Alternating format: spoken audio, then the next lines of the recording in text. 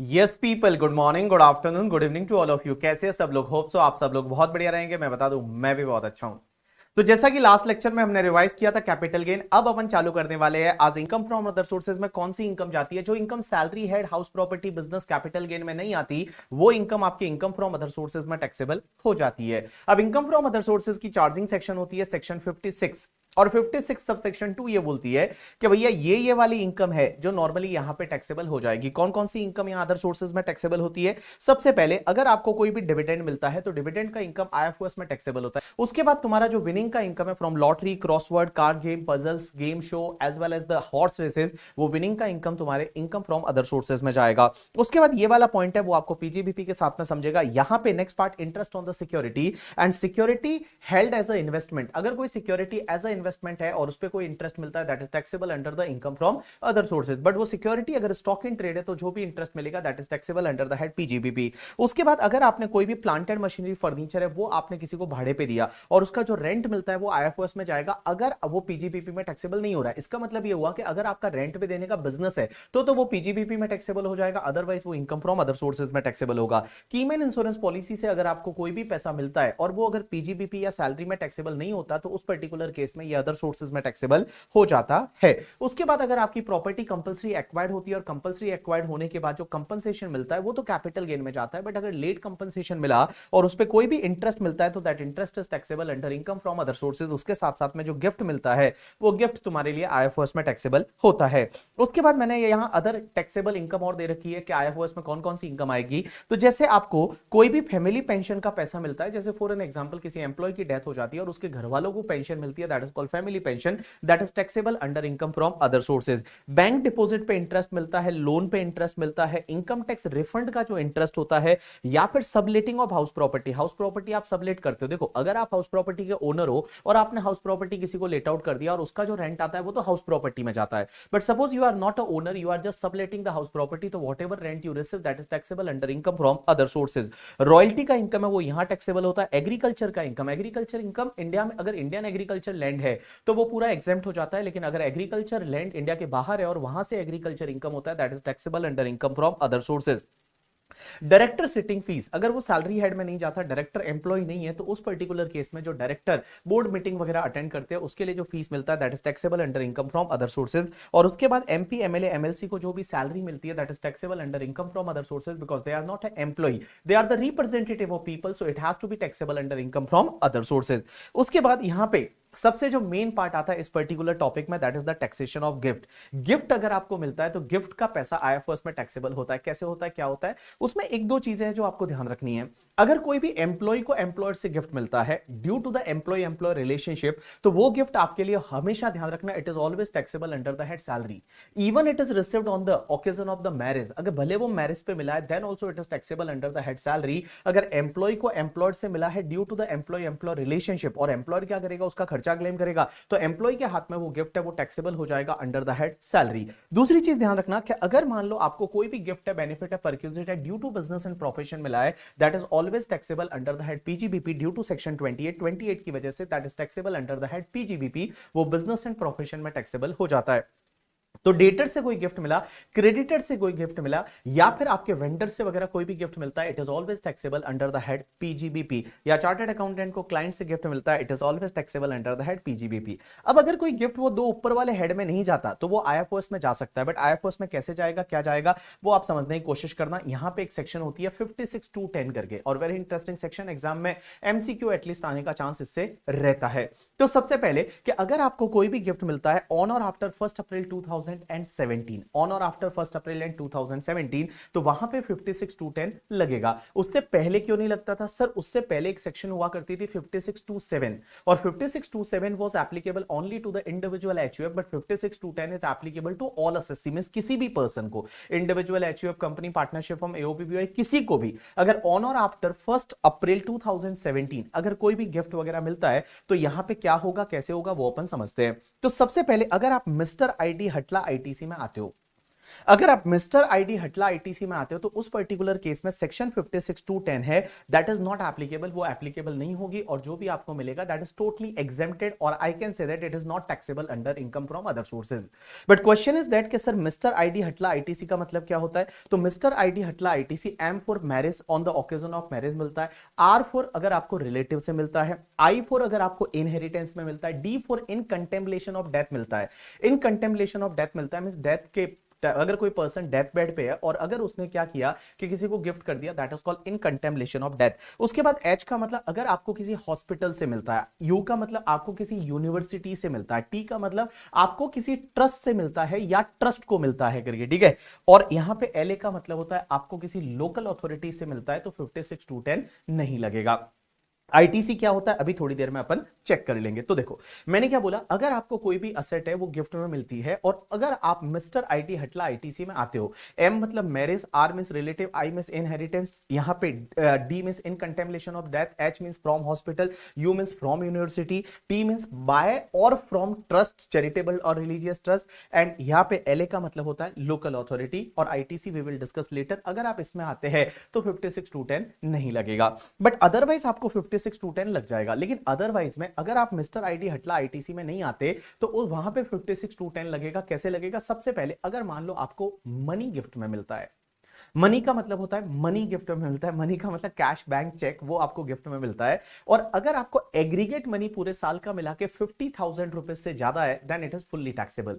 Now what is the meaning of aggregate? जैसे for an example मुझे 20,000 20,000 20,000 20,000 I receive 20,000 from the 4 people here, individual is not more than 50,000 but aggregate it is 80,000, it is more than 50,000, is it is fully taxable? Answer is yes, here total 80,000 is taxable, not only 30,000, here total 80,000 is taxable. तो देखो अगर आपको money gift में मिलता है, aggregate money 50,000 से ज्यादा, it is fully taxable. अगर आपको कोई मूवेबल असेट गिफ्ट में मिलती है, बट गाइस यहां मूवेबल असेट में कौन कौन सी असेट कवर होगी पता है? यहां मूवेबल असेट में ओनली 10 असेट्स है वो कवर होगी। कौन कौन सी 10 असेट्स समझने की कोशिश करना। Share, security, jewellery, drawing, painting, sculpture, archaeological collection, any other work of art, bullion and virtual digital asset that is VDA, crypto currency.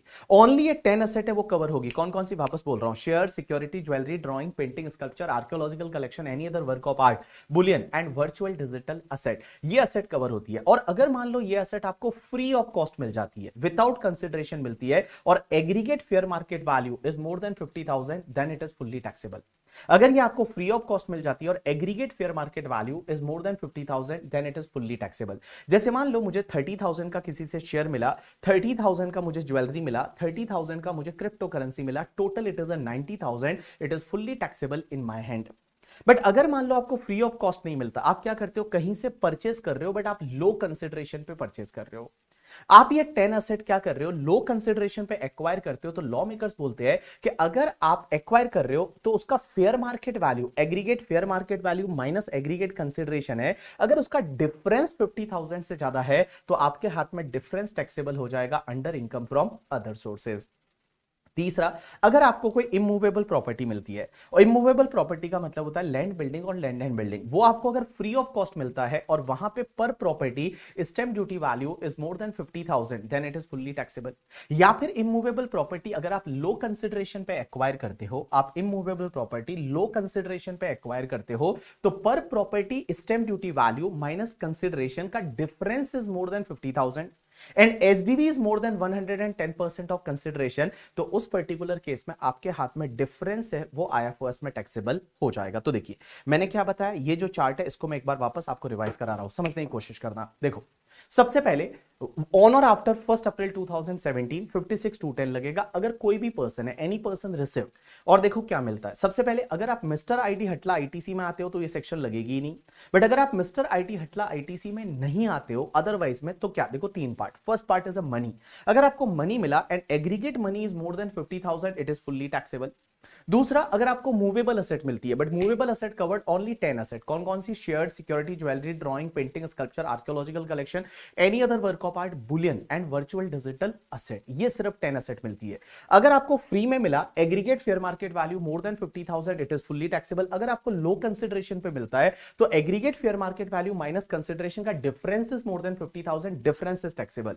अगर आपको immovable property free of cost मिलता है, immovable property free of cost मिलता है, पर property SDV is more than 50,000, it is fully taxable. अगर आप immovable property low consideration पे एक्वायर करते हो तो यहां पे per property SDV minus consideration difference is more than 50,000 and second condition is that SDV is more than 110% of consideration। अगर दोनों कंडीशन सेटिस्फाइड हो जाती है तो जो भी डिफरेंस रहेगा that is taxable under income from other sources में टैक्सेबल हो जाएगा। अब एक और चीज समझना, अगर आप यहां पे ध्यान से देखेंगे तो मनी के केस में यहां पे मैंने जो वर्ड यूज किया है दैट इज द एग्रीगेट, या मूवेबल असेट के केस में भी मैंने जो वर्ड यूज किया है that is the aggregate, but आप इमूवेबल प्रॉपर्टी के केस में देखेंगे तो यहां पे पर प्रॉपर्टी वर्ड यूज हुआ है। इसका मतलब ये हुआ कि देखिए मनी में अगर मान लो आपको मनी मनी मनी मिलता है तो उसको एग्रीगेट करना है और 50,000 चेक करना है। Movable property free free free free को एग्रीगेट करेंगे करके, ठीक है। मूवेबल प्रॉपर्टी लो लो को एग्रीगेट करेंगे, बट बेटा इमूवेबल प्रॉपर्टी में एग्रीगेट नहीं करना। इसका मतलब क्या हुआ, मुझे मान लो पर प्रॉपर्टी एक 40,000 एसडीवी का प्लॉट मिल गया और 40,000 एसडीवी का मुझे घर मिल गया फ्री में गिफ्ट में, क्या मुझे यहां पे टैक्सेबल होगा? आंसर इज नो, बिकॉज पर property SDV is not more than 50,000। You got my point or not? Yes. अब एक और चीज समझना, मैं आपको बोल रहा हूं कि अगर आप मिस्टर आईडी हटला आईटीसी में आते हो तो ये सेक्शन नहीं लगेगी। यहां पे एम का मतलब होता है on the occasion of marriage, R का मतलब from the relative, but question ये आता है सर रिलेटिव की डेफिनेशन में कौन कौन आएगा? तो रिलेटिव की डेफिनेशन में कौन कौन आएगा, तो देखो रिलेटिव की डेफिनेशन सिर्फ दो लोगों के लिए दे रखी है, एक तो इंडिविजुअल के लिए और एक एचयूएफ के लिए। सबसे पहले अगर कोई इंडिविजुअल है वो एसएससी है वो रिलेटिव है, तो उसके रिलेटिव में कौन कौन आएगा? तो सबसे पहले उस इंडिविजुअल का ब्रदर, सिस्टर एंड ब्रदर के स्पाउस एंड सिस्टर के स्पाउस, मतलब ब्रदर की स्पाउस कौन होती है? भैया भाभी और दीदी और जीजू। उसके बाद में उस इंडिविजुअल के स्पाउस मतलब हस्बैंड के लिए वाइफ और वाइफ के लिए हस्बैंड। उसके बाद इस स्पाउस का ब्रदर और ब्रदर के स्पाउस, स्पाउस का ब्रदर मतलब साला करके, ठीक है। अगर मैं मान लो मेरे पॉइंट ऑफ व्यू से सोचो तो साला और साले की वाइफ करके, और दूसरा स्पाउस की सिस्टर और उसके स्पाउस मतलब आपकी साली और साड़ू भाई, वो आपके रिलेटिव हो जाएंगे। उसके बाद इंडिविजुअल के मदर फादर है वो रिलेटिव है, बट मदर फादर के ब्रदर सिस्टर और उनके स्पाउस भी रिलेटिव है। अगर आप यहां पे मदर को देखोगे तो मदर का ब्रदर मतलब मामा और मामी, और मदर की सिस्टर मतलब आपकी मौसी और मौसाजी। अगर आप फादर से देखोगे तो फादर का ब्रदर अंकल और आंटी, और फादर की सिस्टर मतलब बुआ एंड फूफा जी। उसके बाद उस इंडिविजुअल के lineal ascendant and their spouse मतलब दादाजी दादी जी नाना जी नानी जी परदादा परदादी परनाना परनानी, अगर वो जिंदा है तो वो भी आपके रिलेटिव है। उसके बाद उस इंडिविजुअल के स्पाउस के मदर एंड फादर में आपके सास ससुर हो गए करके, ठीक है। और अगर इंडिविजुअल के स्पाउस के जो lineal ascendant and their spouse है वो भी रिलेटिव हो जाएंगे। उसके बाद उस इंडिविजुअल और उसके स्पाउस के खुद के जो लीनियल डिसेंडेंट है और उनके स्पाउस है वो भी रिलेटिव होंगे। लीनियल डिसेंडेंट मींस मतलब मेरी बात करूं तो मेरा बेटा करके, ठीक है। मेरे बेटे की बीवी मतलब बहू, वो मेरे रिलेटिव है। मेरी बेटी और मेरी बेटी के हस्बैंड है वो रिलेटिव है, उनके बच्चे होंगे वो भी रिलेटिव है, that is called lineal descendant. अब एक चीज समझना, यहां पे एचयूएफ के केस में कोई भी मेंबर ऑफ द एचयूएफ है वो रिलेटिव माना जाएगा, मींस एचयूएफ के लिए जो भी मेंबर रहेगा that member is treated as a relative. अब एक और चीज समझना यहां पे कि सर क्या ऐसा जरूरी है कि अगर आपके लिए कोई पर्सन रिलेटिव है तो आप भी उसके लिए रिलेटिव हो? Answer is no. For an example अगर मैं मेरी बात करूं तो मेरे लिए मेरे अंकल रिलेटिव है, बट अंकल के लिए मैं रिलेटिव नहीं हूं। Means I received anything from the uncle, अगर मुझे अंकल से कुछ भी मिलता है तो वो एग्जेम्प्ट है, बट अंकल को मेरे से कुछ मिलेगा तो वो टैक्सेबल होगा। क्योंकि एक बात बताइए, अगर मैं मेरी बात करूं तो मेरे लिए मेरे फादर के ब्रदर मीन्स अंकल है वो मेरे रिलेटिव है, बट अगर आप अंकल को यहां एसएससी बनाते हो तो अंकल के लिए मेरे फादर तो रिलेटिव है, बट फादर के बच्चे जो है वो मैं उनके लिए रिलेटिव नहीं हूं। तो for me my uncle is relative, but for uncle I am not a relative. So anything I received from the uncle that is totally exempted, but uncle received anything from me that is not going to be taxable, that is not going to be exempted, it is a taxable। उसके बाद में एक बात समझिए, मैं यहां पे आपको बोल रहा हूं मैरिज पे मिला, उसके बाद रिलेटिव में मिला, inheritance contemplation of death hospital से मिलता है, या फिर मेडिकल इंस्टीट्यूशन से मिलता है, यूनिवर्सिटी से आपको कोई मिलता है, एजुकेशनल इंस्टीट्यूशन से मिलता है, फ्रॉम या बाय किसी ट्रस्ट जो कि चैरिटेबल ट्रस्ट होते हैं 12AA वाले या 12AB वाले, उनसे अगर आपको मिलता है या उनको कोई मिलता है तो वो टैक्सेबल नहीं होगा। एज वेल एज अगर आपको कोई लोकल अथॉरिटी से गिफ्ट वगैरह मिलता है दैट इज नॉट टैक्सेबल। उसके बाद में एक चीज समझना, अगर किसी इंडिविजुअल ने कोई प्राइवेट ट्रस्ट बनाया, कोई इंडिविजुअल है वो प्राइवेट ट्रस्ट बनाया है और वो प्राइवेट ट्रस्ट है वो उसके इंडिविजुअल के रिलेटिव के बेनिफिट के लिए है, तो वो प्राइवेट ट्रस्ट को जो मिलेगा that is not taxable at all. I can take example, Mukesh Ambani ने क्या किया, अगर नीता अंबानी को कोई गिफ्ट किया तो ऐसे भी टैक्स नहीं लगेगा, बट मुकेश अंबानी ने एक ट्रस्ट बनाया जो कि नीता अंबानी के बेनिफिट के लिए है, तो ट्रस्ट को कोई भी गिफ्ट देंगे Mukesh Ambani that is not taxable at all. उसके बाद में आई वाला हो गया करके इंडिविजुअल ने किसी ट्रस्ट को दिया और trust is for the benefit of relative of that individual. उसके बाद टी का मतलब होता है, देखिए यहां ऊपर क्या बोला हुआ है, अगर आपको फ्रॉम हॉस्पिटल मिला, फ्रॉम यूनिवर्सिटी मिला करके, ठीक है, बट अगर मान लो बाय हॉस्पिटल मिला, बाय यूनिवर्सिटी मिला तो उनको भी टैक्स नहीं लगेगा। तो 1023C में जो यूनिवर्सिटी है, मेडिकल इंस्टीट्यूशन है, एजुकेशनल इंस्टीट्यूशन है, उनको अगर कोई भी गिफ्ट मिलता है then also it is not taxable. उसके बाद सी आता है आईटीसी में, सी का मतलब होता है certain transaction not regarded as transfer. You know that capital gain में कुछ ट्रांजेक्शन होते हैं जो ट्रांसफर नहीं माने जाते, उसमें से कुछ ट्रांजेक्शन ऐसे हैं जिसमें अगर कोई एसेट मिलती है तो 56(2)(10) नहीं लगेगा। कहां पे, सबसे पहला जो क्लॉज है that is the clause number 1, अगर एचयूएफ का पार्टीशन हो जाता है और एचयूएफ के पार्टीशन पे अगर मेंबर को कोई भी एसेट मिलती है तो 56(2)(10) नहीं लगेगा। उसके बाद clause number 4 and clause number 5, clause number 4 and 5 होता है अगर 100% होल्डिंग कंपनी अपनी सब्सिडरी कंपनी को एसेट ट्रांसफर करती है, सब्सिडरी कंपनी है वो 100% होल्डिंग कंपनी को एसेट ट्रांसफर करती है, तो उस पर्टिकुलर केस में 56(2)(10) नहीं लगेगा। और उसके बाद के जितने भी क्लॉज है ना, क्लॉज नंबर 6 से लेके और तुम्हारा 7AF, इसका मतलब होता है अमलगमेशन डीमर्जर।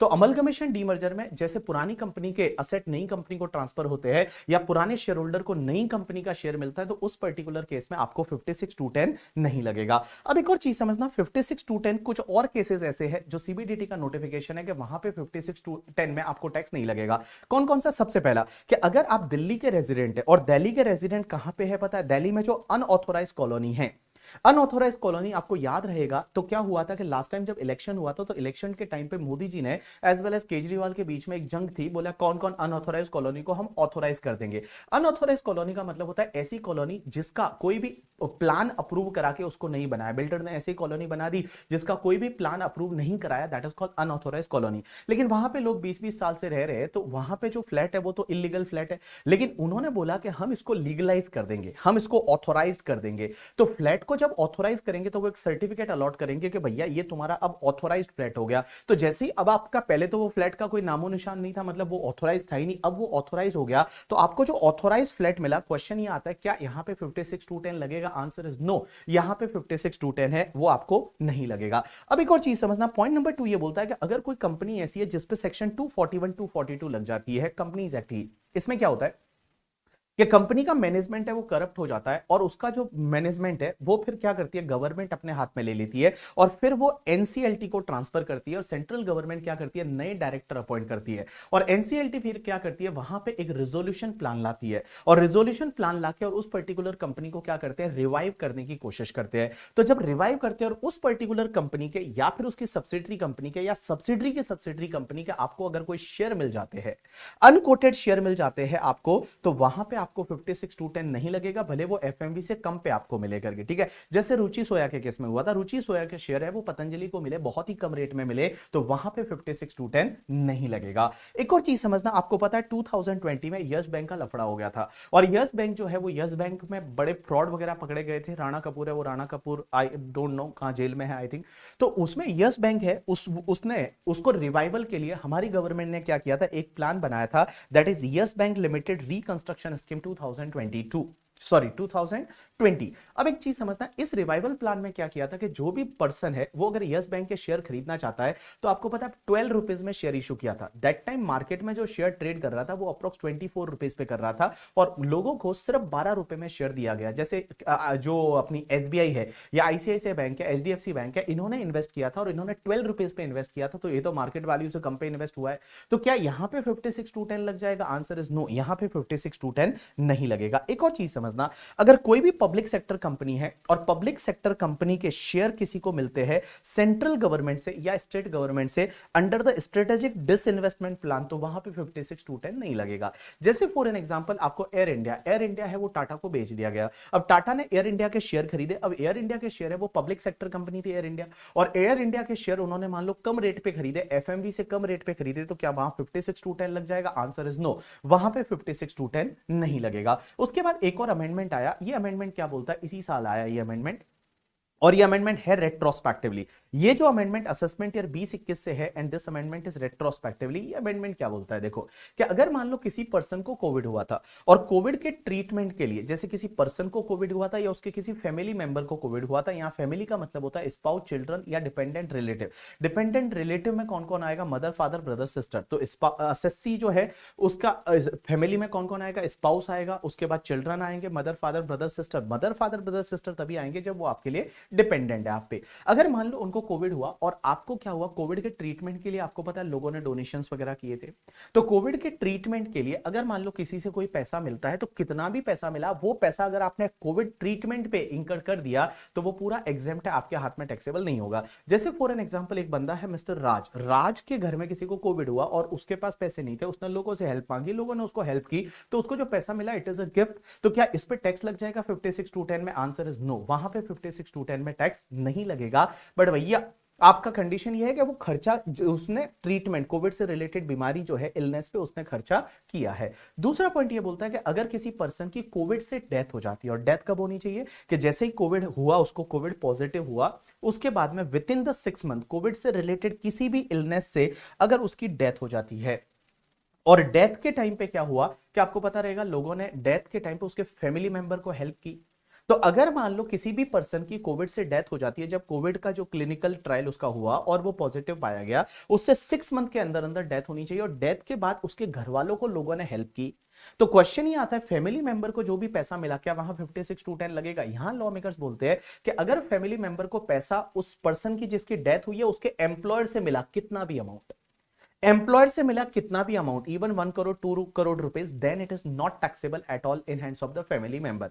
बट अगर अदर पर्सन से मिला तो उसमें एक लिमिट डाली गई, 10 लाख रुपीस तक एग्जेम्प्ट है, उसके ऊपर वाला टैक्सेबल हो जाएगा। तो देखो यहां पे दो चीजें हैं। सबसे पहली चीज तो कोविड पे अगर मान लो कोई ट्रीटमेंट के लिए किसी से कुछ पैसा मिला और आपने ट्रीटमेंट पे एक्चुअली स्पेंड कर दिया, उतना एग्जेम्प्ट है, उस पर टैक्स नहीं लगेगा। दूसरा, किसी पर्सन की डेथ हो गई और डेथ के बाद फैमिली मेंबर को लोगों ने हेल्प किया और फैमिली मेंबर को पैसा मिलता है, पैसा किससे मिलता है करके, ठीक है, एम्प्लॉयर से मिला, कितना भी मिला हो करके, ठीक है, एम्प्लॉयर से मिला कितना भी मिला हो, और बाहर वालों से मिला तो उसमें 10 लाख का लिमिट है कि 10 लाख रुपए तक मिला तो एग्जेम्प्ट है, उसके ऊपर मिला तो ऊपर वाला टैक्सेबल हो जाएगा। लेकिन इसमें दो चीजें आप ध्यान रखोगे, एक तो आपकी जो किसी पर्सन की जो डेथ हुई कोविड से रिलेटेड इलनेस से, वो जब वो पॉजिटिव पाया गया उससे 6 मंथ के अंदर अंदर हुई, और ये जो पैसा मिला वो पैसा 12 मंथ के अंदर अंदर मिला from the date of the death, मतलब डेथ हुई उसके 12 मंथ के अंदर अंदर ये पैसा मिला करके, तो वो एग्जेम्प्ट हो जाएगा। उसके बाद में ये जो असेट्स की डेफिनेशन मैं आपको ऑलरेडी बता चुका हूं, रिलेटिव का डेफिनेशन मैं आपको ऑलरेडी बता चुका हूं। एक और चीज मैं बोल रहा हूं, आईएफओएस में टैक्स आपको तभी लगेगा ना जब आपकी ये 10-11 असेट आपको मिलती है।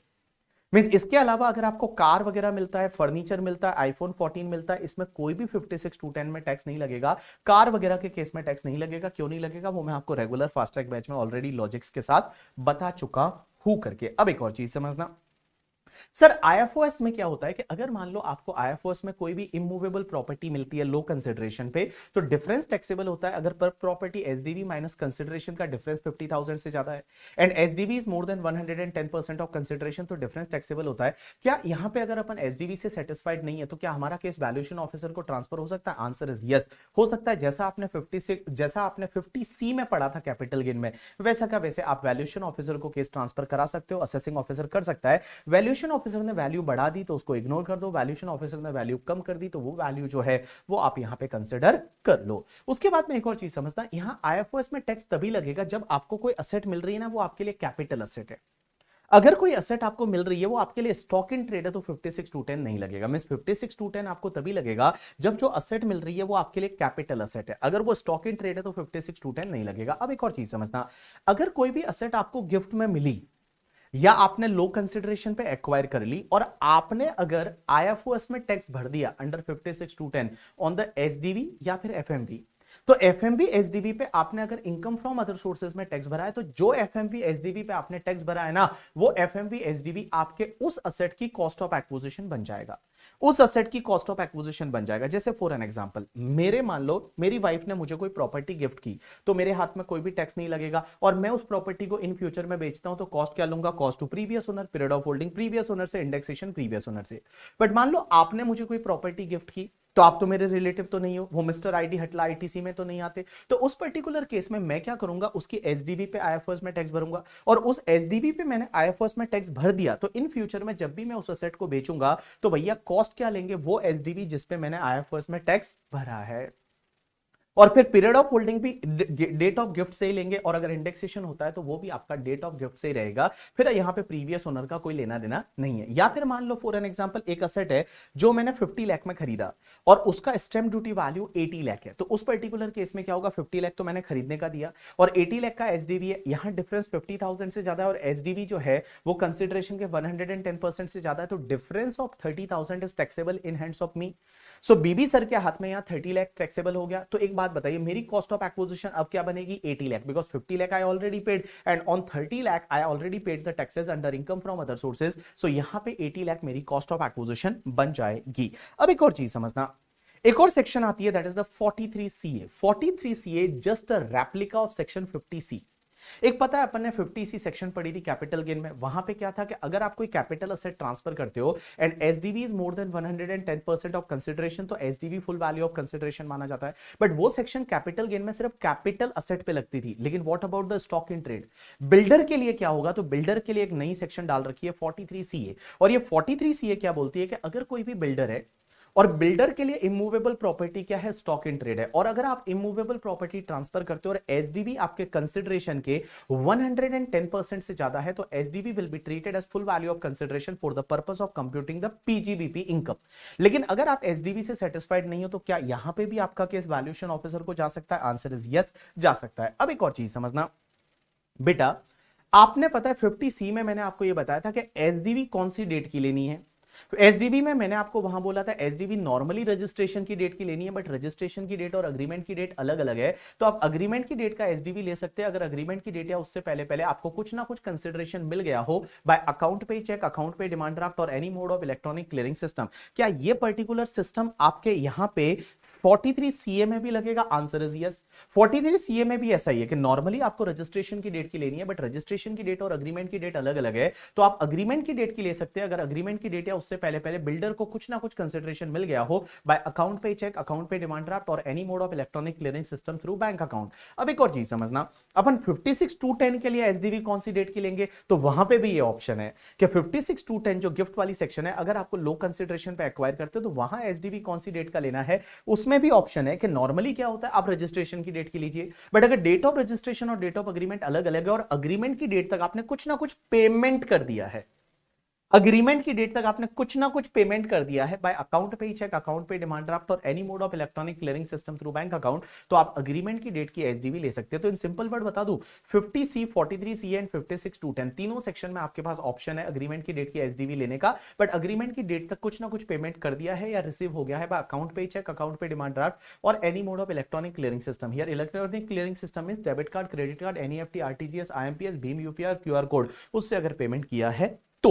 अब एक और चीज समझना सर, एक बात बताइए, ये वाला पार्ट है वो आपका कंप्लीट हो जाता है यहां पे, उसके बाद एक सेक्शन आती है 5627B, और 5627B है, इसको बोला जाता है basically angel tax. Practical life में आपने सुना होगा एंजल टैक्स। ये एंजल टैक्स वाली सेक्शन क्या है, 5627B ये बोलती है कि अगर कोई भी क्लोजली हेल्ड कंपनी है, क्लोजली हेल्ड कंपनी का मतलब होता है अनलिस्टेड कंपनी, वो क्या करती है अपने शेयर इशू करती है किसी रेजिडेंट शेयर होल्डर को, और शेयर इशू कर रही है प्रीमियम पे, शेयर इशू कर रही है प्रीमियम पे, किसको, रेजिडेंट शेयर होल्डर को, और अगर issue price fair market value से ज्यादा है, इशू प्राइस है वो fair market value of share से ज्यादा है, तो जितना भी डिफरेंस है ना, वो डिफरेंस उस पर्टिकुलर कंपनी के लिए आईएफओएस में टैक्सेबल हो जाएगा। जैसे आई कैन टेक एक एग्जांपल ऑफ अनलिस्टेड कंपनी, हमारी एक कंपनी है जिसका नाम है बीबी वर्चुअल्स प्राइवेट लिमिटेड। अब मान लो हमारे शेयर का फेस वैल्यू है वो 10 रुपीज है, लेकिन इसका फेयर मार्केट वैल्यू निकालोगे तो 200 रुपीज है, और हमने ये शेयर इशू कितने पे किया पता है, इशू किया 500 रुपीज पे। स्टार्टअप यही करेंगे ना, 500 पे इशू करेंगे, तो भैया हमारी उस शेयर की औकात कितनी है, 200 rupees, but we are issuing at 500 rupees, so we are issuing at premium. पहली चीज तो because face value is only 10, we are issuing at 500, तो इसका मतलब ये प्रीमियम पे इशू हो रहा है। तो लॉ मेकर्स ये बोलते हैं कि यहां पे जो आपका issue price minus fair market value का difference, that is the 300 rupees, difference between 500 and 200, that is the 300, that 300 is taxable in hands of BB virtuals private limited under income from other sources. ये income from other other sources में taxable हो जाएगा। लेकिन एक चीज समझना, यहां पे ये सेक्शन नहीं लगेगी कुछ केसेस में। कहां कहां पे नहीं लगेगी? सबसे पहला तो अगर कोई भी वेंचर कैपिटल अंडरटेकिंग है, वो शेयर इशू करता है किसी वेंचर कैपिटल फंड को, वेंचर कैपिटल कंपनी को, या फिर alternate investment fund category 1 and category 2 वाले जो अल्टरनेट इन्वेस्टमेंट फंड है, उनको अगर कोई भी शेयर इशू होगा तो ये सेक्शन नहीं लगेगी। और दूसरा ये बोलते हैं कि कोई छोटे छोटे स्टार्टअप्स के केस में ये सेक्शन नहीं लगेगी। छोटे छोटे स्टार्टअप्स का मतलब क्या होता है मैं बता दूं। कोई छोटे छोटे स्टार्टअप मतलब ऐसे स्टार्टअप जिनका 10 इयर्स तक टर्नओवर है वो 100 करोड़ के अंदर अंदर है। पहली कंडीशन के उसका जो 10 इयर्स तक टर्नओवर है वो 100 करोड़ के अंदर अंदर है और वो नोटिफाइड स्टार्टअप है गवर्नमेंट से वो नोटिफाइड स्टार्टअप है, तो उनके केस में नहीं लगेगा। बट उस स्टार्टअप को और भी कुछ कंडीशन सेटिस्फाइड करनी पड़ेगी। कौन कौन सी कंडीशन सेटिस्फाइड करनी पड़ेगी? सबसे पहली कंडीशन कि वो स्टार्टअप का पेड अप शेयर कैपिटल जो है इंक्लूडिंग द शेयर प्रीमियम है वो 25 करोड़ से ज्यादा नहीं होना चाहिए। Means paid up share capital including the share premium है वो आपका 25 करोड़ से ज्यादा नहीं होना चाहिए उस स्टार्टअप का। Means paid up share capital as well as the like including the security premium that should be up to 25 crore rupees. But guys 25 crore rupees की लिमिट देखते टाइम अगर कोई भी शेयर है वो नॉन रेजिडेंट को इशू किया है वो कंसिडर नहीं होगा। As well as venture capital company या वेंचर कैपिटल फंड को इशू किया है वो नहीं होगा ये कंसिडर, या किसी स्पेसिफाइड कंपनी को इशू किया है। स्पेसिफाइड कंपनी का मतलब होता है कि इंडिया की ऐसी कोई भी कंपनी जिसके शेयर है वो फ्रीक्वेंटली ट्रेडेड है इंडियन स्टॉक एक्सचेंज में, एंड उस कंपनी की नेटवर्थ जो है वो लास्ट बैलेंस शीट के हिसाब से या तो नेटवर्थ 100 करोड़ से ज्यादा है उसको इशू किए है, या फिर लास्ट ईयर का जो टर्नओवर है वो टर्नओवर 250 करोड़ से ज्यादा है उस कंपनी को इशू किए है, तो उस पर्टिकुलर केस में वो आपके 25 करोड़ की लिमिट में नहीं आएगा। तो देखो सबसे पहली चीज तो मैंने क्या बोला, मैंने ये बोला कि पहली चीज तो कि भैया उस स्टार्टअप का 10 इयर्स तक इनकॉर्पोरेशन से 10 इयर्स तक टर्नओवर अप टू 100 करोड़ होना चाहिए। दूसरी कंडीशन ये है कि उस कंपनी का जो स्टार्टअप है उस स्टार्टअप का like paid up share capital including security premium should be up to 25 crore. But 25 crore की लिमिट देखते टाइम अगर कोई शेयर नॉन रेजिडेंट को इशू किया है वो कंसिडर नहीं होगा, venture capital company venture capital fund को किया है वो कंसिडर नहीं होगा, किसी स्पेसिफाइड कंपनी को किया है। स्पेसिफाइड कंपनी का मतलब होता है कि कोई भी ऐसी लिस्टेड कंपनी है जिसका शेयर है वो फ्रीक्वेंटली ट्रेडेड है, उसका लास्ट ईयर का या तो नेटवर्थ लास्ट ईयर की बैलेंस शीट के हिसाब से लास्ट डेट पे या तो नेटवर्थ 100 करोड़ से ज्यादा है या फिर लास्ट ईयर का टर्नओवर है वो 250 करोड़ से ज्यादा है, ऐसी कंपनी को शेयर इशू किया है वो 25 करोड़ की लिमिट में नहीं आएगा। लेकिन एक चीज समझना, यहां पे एक और कंडीशन है कि वो पर्टिकुलर स्टार्टअप है ना वो नेक्स्ट 7 ईयर तक, 7 ईयर कहां से लेंगे, जिस ईयर में शेयर इशू हुए उस ईयर के एंड से next 7 year, so 7 year from the end of the latest financial year in which share are issue to the resident share holder. तो जिस ईयर में उन्होंने शेयर इशू किए उस ईयर के एंड से नेक्स्ट 7 ईयर्स तक वो स्टार्टअप कोई भी हाउस प्रॉपर्टी नहीं खरीद सकता, मींस रेसिडेंशियल हाउस प्रॉपर्टी नहीं खरीद सकता। लेकिन अगर रेसिडेंशियल हाउस प्रॉपर्टी के लेट आउट का बिजनेस है या रेसिडेंशियल हाउस प्रॉपर्टी को बेचने का ही बिजनेस है तो वो स्टार्टअप खरीद सकता है।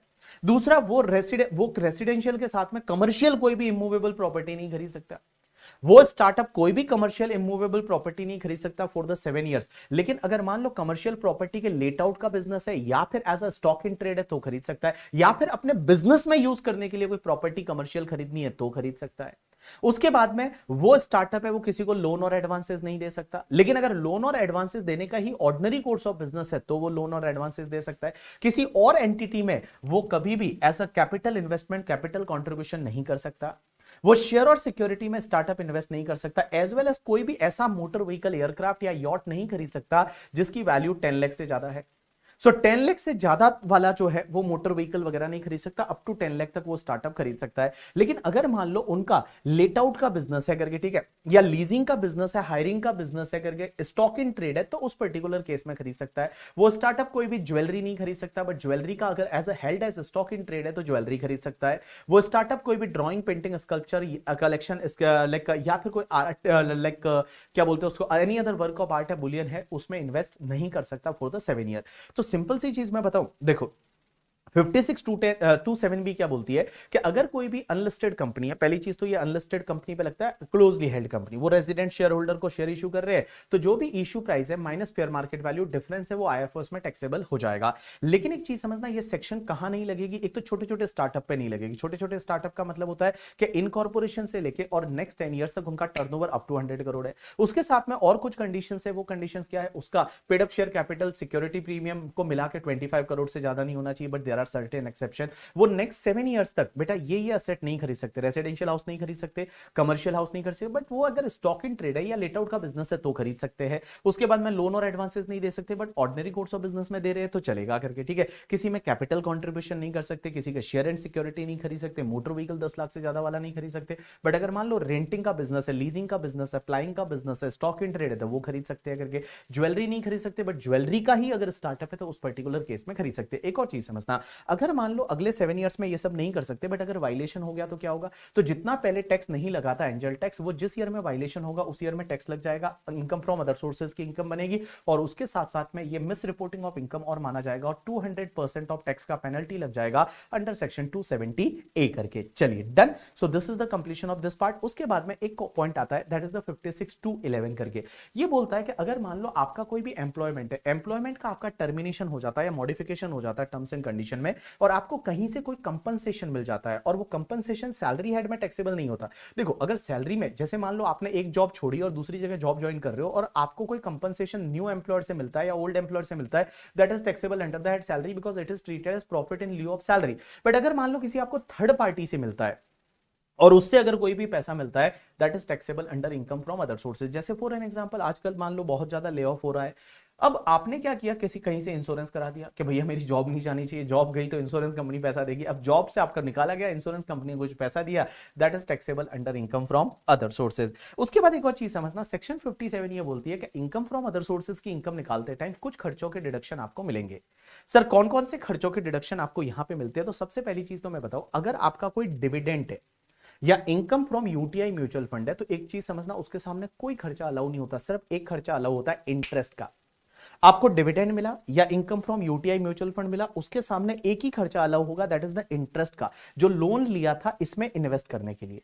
क्योंकि म्यूचुअल फंड या शेयर्स में इन्वेस्ट करने के लिए आपने लोन लिया था, उस लोन का इंटरेस्ट अलाउ होता है, बाकी कोई खर्चा अलाउ नहीं होता। और वो इंटरेस्ट की भी लिमिट है कि डिविडेंड या income from UTI mutual fund का जो इनकम है उसका अप टू 20% तक वो इंटरेस्ट हो सकता है। जैसे फॉर एन एग्जाम्पल मेरे को डिविडेंड मिला, वो 1 लाख मिला, और मैंने इंटरेस्ट पे किया वो 40,000 पे किया, तो क्या 40,000 पूरा अलाउ हो जाएगा? आंसर इज नो, ओनली आपको कितना है, वो 20,000 अलाउ होगा, because 1 lakh is income and 1 lakh का 20% इज 20,000। सो मैक्सिमम एक्सपेंडिचर में यहां इंटरेस्ट है वो 20,000 अलाउ हो जाएगा। अब एक और चीज समझना, बाकी एक चीज ध्यान रखना, फैमिली पेंशन के केस में फैमिली पेंशन कितना टैक्सेबल होता है, तो फैमिली पेंशन अगर मान लो किसी पर्सन की डेथ हो जाती है और उसके घर वालों को फैमिली पेंशन मिलता है, तो फैमिली पेंशन के केस में क्या होता है कि एक डिडक्शन मिलता है आपका 1/3 ऑफ द फैमिली पेंशन और 15,000 rupees per annum which ever is lower. So 1/3 of the family pension और 15,000 rupees per annum which ever is lower का डिडक्शन मिल जाता है। और एक और चीज समझना, अगर मान लो यहां पे फैमिली पेंशन मिल रहा है, वो कोई भी पर्सन की, अगर मान लो जैसे फॉर एन एग्जांपल अपने जो सेना में जो मिलिट्री में जो काम करते हैं करके, ठीक है, सैनिक, जिसकी वजह से आज अपन यहां पे आराम से पढ़ रहे हैं बिकॉज वो लोग अपने को सुरक्षित फील कराते हैं। तो वो अगर आर्म फोर्सेस के कोई भी एम्प्लॉय है या पैरामिलिट्री फोर्सेस के कोई एम्प्लॉय है और उनकी अगर मान लो वो शहीद हो जाते हैं अपनी ड्यूटी परफॉर्म करते हुए और उनके घर वालों को कोई फैमिली पेंशन मिलता है, तो वो पूरा एग्जेम्प्ट हो जाएगा, उस पर कोई भी टैक्स नहीं लगेगा। एज वेल एज एक और चीज समझना कि अगर कोई भी पर्सन है जो गवर्नमेंट का एम्प्लॉय था और उसको अगर परमवीर चक्र मिला था या फिर वीर चक्र मिला था या फिर महावीर चक्र मिला था, तो मैंने क्या बोला, परमवीर चक्र, महावीर चक्र और वीर चक्र मिला था और उसके घर वालों को कोई फैमिली पेंशन मिलती है, दैट इज टोटली एग्जेम्प्ट, उस पर कोई भी टैक्स नहीं लगेगा। एक और चीज समझना, अगर आपकी कोई भी प्रॉपर्टी है वो कंपलसरी एक्वायर्ड हो जाती है और कंपलसरी एक्विजिशन के बाद में लेट कंपनसेशन मिलता है, उस पर इंटरेस्ट मिलता है, तो वो interest is taxable under income from other sources in the year in which it is received, and यहां पे 50% का एक स्टैंडर्ड डिडक्शन मिल जाता है। मींस जितना आपको इंटरेस्ट मिलेगा सीधा फ्लैट 50% का आपको स्टैंडर्ड डिडक्शन मिल जाएगा। उसके बाद में एनी अदर एक्सपेंडिचर, कोई भी अगर अदर सोर्सेज की एक्सपेंडिचर है अदर इनकम के सामने, अगर आपके रीजनेबल एक्सपेंडिचर है वो अलाउ हो जाएंगे। बट कुछ एक्सपेंडिचर अदर सोर्सेज में अलाउ नहीं होते, जैसे आपका कोई पर्सनल एक्सपेंडिचर है वो अलाउ नहीं होगा। इंडिया के बाहर अगर आपने किसी को इंटरेस्ट पे किया या फिर इंडिया के बाहर कोई सैलरी पे किया और आपने उसका टीडीएस नहीं काटा या फिर काटा बट गवर्नमेंट को जमा नहीं कराया, तो वो खर्चा अलाउ नहीं होगा। या फिर इंडिया में रेजिडेंट पर्सन को अगर आपने कुछ भी पेमेंट किया, टीडीएस नहीं काटा, तो 30% खर्चा डिसअलाउड हो जाएगा। 10,000 से ज्यादा का आपने कैश में पेमेंट किया तो वो आपका डिसअलाउड हो जाता है। ऐसा अपन पीजीबीपी में भी पढ़ेंगे करके, ठीक है। चलिए उसके बाद में यहाँ पे 3 केस लॉज दे रखे हैं। पहला वाला केस लॉ तो यू कैन स्किप, मोबाइल या भिकू भाई बाला भाई वाला स्किप कर सकते हो। दूसरा एक केस लॉ है मंजू एंड कंपनी का 2011 केरला हाई कोर्ट का। ये केस लॉ में ये हुआ कि अगर मान लो ये जो बंदा था ये लॉटरी एजेंट था और लॉटरी एजेंट के पास में कोई अनसोल्ड टिकट पड़ा था और अनसोल्ड टिकट पे लॉटरी लग गई, तो लॉटरी का विनिंग का इनकम है, you know that is taxable at the rate 30%। We already discuss in the first topic. 115 BB करके सेक्शन होती है, उसमें 30% से टैक्सेबल होता है। बट ये बोलता है कि since it was held as stock in trade और उसी लॉटरी टिकट पे मुझे लॉटरी लगा है, तो it should be taxable as per slab rate because business income is taxable as per slab rate. तो क्या है स्लैब रेट से टैक्सेबल होगा? Answer is no, it is going to be taxable at the rate 30%। 30% की rate से taxable हो जाएगा। So even आप इसको पीजीबीपी में ले जाइए, उससे कोई फर्क नहीं पड़ता, but it will be taxable at the rate 30% because there is a special tax rate under section 115 BB and this section says that winning income is going to be taxable at the rate 30%। अब एक और चीज समझना, एक very important case law doctor Ranjan Pai का है और मुझे ये लगता है ये एग्जाम में आपको मिल सकता है। किसी शेयर होल्डर को कोई कंपनी बोनस शेयर देती है, तो क्या वहां पे 56(2)(10) माना जाएगा? क्या ये गिफ्ट माना जाएगा और आपके लिए 56(2)(10) में टैक्सेबल हो जाएगा? Answer is no. यहां पे कर्नाटका हाईकोर्ट का कहना यह है कि जब भी बोनस शेयर मिलते हैं तो आपके ओरिजिनल शेयर की वैल्यू मार्केट में कम हो जाएगी। अगर 1:1 इक्वल शेयर मिले तो नियरली क्या होगा कि आपके जो शेयर की वैल्यू है वो आपकी आधी रह जाएगी। तो यहां पे कोई ऐसा बेनिफिट नहीं मिल रहा है, यहां पे कोई ऐसा बेनिफिट नहीं मिल रहा है, यहां पे कोई ऐसा टैक्स अवॉइडेंस नहीं हो रहा, तो इस केस में 56(2)(10) नहीं लगेगा। इसको आप एक बार रीड करेंगे तो आपको समझ में आ जाएगा। अगले टॉपिक पे जाते हैं, that is the amalgamation and demerger. Amalgamation किसको बोलते हैं? या तो एक कंपनी है वो दूसरी कंपनी में जाके मर्ज हो जाती है, दैट इज कॉल्ड अमलगमेशन, या फिर दो कंपनी आपस में मिलकर और कोई तीसरी कंपनी बनाते हैं, दैट इज कॉल्ड अमलगमेशन। लेकिन अमलगमेशन को अमलगमेशन बोलने के लिए दो कंडीशन सेटिस्फाइड होनी चाहिए। पहली condition, all asset and liabilities है वो अमलगमेटिंग कंपनी की, वो अमलगमेटेड कंपनी को ट्रांसफर होनी चाहिए। एंड दूसरी कंडीशन ये है कि अमलगमेटिंग कंपनी के जितने भी शेयर होल्डर थे उसमें से at least 75% share holder value wise share holder, 75% value wise share holder है वो नई कंपनी के शेयर होल्डर बनने चाहिए। तो अगर ये दोनों कंडीशन सेटिस्फाइड हो गई तो उस पर्टिकुलर केस में वो अमलगमेशन माना जाएगा। अब एक बात समझना, अमलगमेशन के केस में क्या होगा, शेयर होल्डर के हाथ में क्या होगा। तो मैं अगर शेयर होल्डर की बात करूं तो शेयर होल्डर को क्या होगा, अमलगमेटिंग कंपनी के बदले उसको अमलगमेटेड कंपनी के शेयर मिलेंगे। मींस पुरानी कंपनी के बदले नई कंपनी के शेयर मिलेंगे। तो जब वो पुरानी कंपनी के शेयर के बदले नई कंपनी के शेयर मिलेंगे, वो ट्रांसफर नहीं माना जाता, उस टाइम पे कोई भी कैपिटल गेन नहीं लगता। लेकिन जब भी फ्यूचर में आप नई कंपनी के शेयर बेचोगे, अमलगमेटेड कंपनी के शेयर बेचोगे, तो टैक्स लगेगा। Answer is yes. कॉस्ट किसका लेंगे? पुरानी कंपनी के शेयर का। पीरियड ऑफ होल्डिंग कहां से लेंगे? पुरानी कंपनी के शेयर से। और अगर इंडेक्सेशन होता है तो कहां से लेंगे? पुरानी कंपनी के शेयर जब खरीदे थे वहां से उसका इंडेक्सेशन मिलेगा। अब क्वेश्चन ये आता है, अमलगमेटिंग कंपनी के हाथ में क्या होगा? तो जो पुरानी कंपनी होती है वो जब भी असेट ट्रांसफर करती है, ये ट्रांसफर नहीं माना जाता, कैपिटल गेन नहीं लगता। और नई कंपनी के लिए उसका कॉस्ट ऑफ एक्विजिशन क्या होगा? Cost to previous owner, period of holding previous owner से, और इंडेक्सेशन भी प्रीवियस ओनर से। अब एक और चीज समझना, जब भी अमलगमेशन होता है तो जो भी पीजीबीपी के लॉसेज है और अनअब्सॉर्ब्ड डेप्रिसिएशन, पीजीबीपी के losses but other than speculative business के लॉसेस, स्पेक्युलेटिव बिजनेस को छोड़ दो, बाकी कोई भी बिजनेस के लॉसेस है एंड अनअब्सॉर्ब्ड डेप्रिसिएशन है, वो as it is new company को मिल जाता है और न्यू कंपनी उसको फ्रेश 8 इयर्स तक कैरी फॉरवर्ड कर सकती है। ऐसा आप सेट ऑफ कैरी फॉरवर्ड में पढ़ेंगे। उसके बाद एक कॉन्सेप्ट आता है डीमर्जर। डीमर्जर क्या होता है कि अगर कोई कंपनी है उसका कोई सेगमेंट टूट के और एक नई कंपनी बदल जाती है, दैट इज कॉल्ड डीमर्जर। जैसे मैंने यहां पे एक एग्जांपल लिया कि ये एक कंपनी थी जिसका नाम था टाइटन लिमिटेड। टाइटन लिमिटेड का मान लो ये एक सेगमेंट है तनिष्क ज्वेलरी वाला, उसको अलग करके और एक नई कंपनी बना देते हैं Tanishq limited, that is called your demerger. अब डीमर्जर के केस में क्या होता है, जो पुरानी कंपनी है वो भी रहती है इन एग्जिस्टेंस, तो उसको बोला जाता है डीमर्ज कंपनी, और जो न्यू कंपनी बन जाती है उसको बोला जाता है रिजल्टिंग कंपनी। अब एक बात समझना, डीमर्जर कब डीमर्जर माना जाएगा? उसमें कुछ कंडीशन है, 5 कंडीशन है, और if this 5 conditions are satisfied then it is treated as demerger. First condition is that कि ये अंडरटेकिंग की all asset and liabilities transfer होनी चाहिए तनिष्क लिमिटेड को, that is first condition. Second condition ये है कि भैया इसकी जो भी असेट है ना वो बुक वैल्यू पे ट्रांसफर होनी चाहिए, मींस रीवैल्यूड नहीं होना चाहिए, बुक वैल्यू पे ट्रांसफर होनी चाहिए। थर्ड कंडीशन यहां पे ये है कि ये जो न्यू कंपनी बनी ना तनिष्क लिमिटेड, ये तनिष्क लिमिटेड क्या करेगी, पुरानी कंपनी के शेयर होल्डर को शेयर इशू करेगी फ्री ऑफ कॉस्ट। तो पुरानी कंपनी के शेयर होल्डर को ये न्यू कंपनी शेयर इशू करने वाली है फ्री ऑफ कॉस्ट, वो प्रोपोर्शनेट बेसिस पे होना चाहिए। प्रोपोर्शनेट बेसिस, मान लो for an example they decided the proportion कि 5 इक्विटी शेयर आपके पास टाइटन के है तो आपको 1 इक्विटी शेयर तनिष्क का मिलेगा। तो अगर मान लो मेरे पास 50,000 है तो मुझे 10,000 मिलना चाहिए, तो प्रोपोर्शनेट बेसिस पे उसका क्या होना चाहिए, शेयर इशू होने चाहिए रिजल्टिंग कंपनी के share, to the share holder of demerged company. उसके बाद फोर्थ कंडीशन यह है कि एटलीस्ट 75% वैल्यू के शेयर होल्डर जो है टाइटन लिमिटेड के, वो तनिष्क के शेयर होल्डर बनने चाहिए। एंड लास्ट कंडीशन यह है कि ये गोइंग कंसर्न बेसिस पे ट्रांसफर होना चाहिए। ये गोइंग कंसर्न बेसिस पे ट्रांसफर होना चाहिए, means going concern business as a going concern ये ट्रांसफर होना चाहिए, तभी बेटा ये डीमर्जर माना जाएगा। अब एक चीज समझना, यहां पे ऊपर क्या बोला हुआ है कि भैया तनिष्क ज्वेलरी जो डिवीजन है इसके asset, all asset and liabilities इधर ट्रांसफर होनी चाहिए, और वो कौन सी वैल्यू पे होनी चाहिए, बुक वैल्यू पे होनी चाहिए।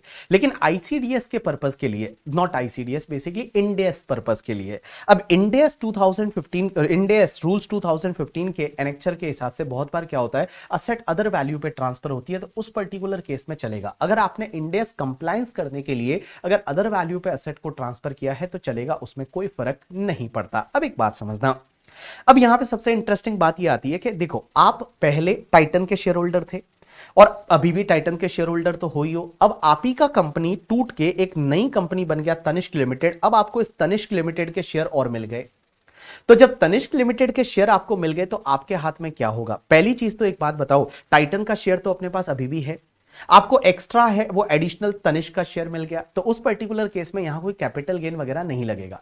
लेकिन ये तनिष्क के शेयर है वो अपने को फ्री ऑफ कॉस्ट मिले, तो तनिष्क के शेयर जो फ्री ऑफ कॉस्ट मिले उसकी कॉस्ट ऑफ एक्विजिशन क्या होगी? जो तनिष्क के शेयर है वो हमको फ्री ऑफ कॉस्ट मिले हैं, तो उसकी कॉस्ट ऑफ एक्विजिशन क्या होगी? तो कॉस्ट ऑफ एक्विजिशन के लिए यहां पे एक फॉर्मूला दे रखा है। ये फॉर्मूला क्या बोलता है? बड़ा सिंपल सा फॉर्मूला है कि देखिए, मैंने जो टाइटन के शेयर खरीदे थे, फॉर एन एग्जाम्पल टाइटन के शेयर मैंने 10 ईयर्स अगो खरीदे थे in the 1 lakh rupees, 1 lakh rupees में खरीदे थे। अब टाइटन करके जो कंपनी है उसी का एक सेगमेंट अलग होके एक अलग कंपनी बन गई, और मान लो इसके तनिष्क के मुझे शेयर मिल गए, 200 शेयर मिल गए फ्री ऑफ कॉस्ट, तो वो 200 शेयर की कॉस्ट क्या होगी? तो लॉ मेकर्स बोलते हैं कि पहले आप एक काम करिए कि आपके पास डीमर्स कंपनी के जो शेयर है उसकी कॉस्ट ऑफ एक्विजिशन कितनी है? 1 लाख है।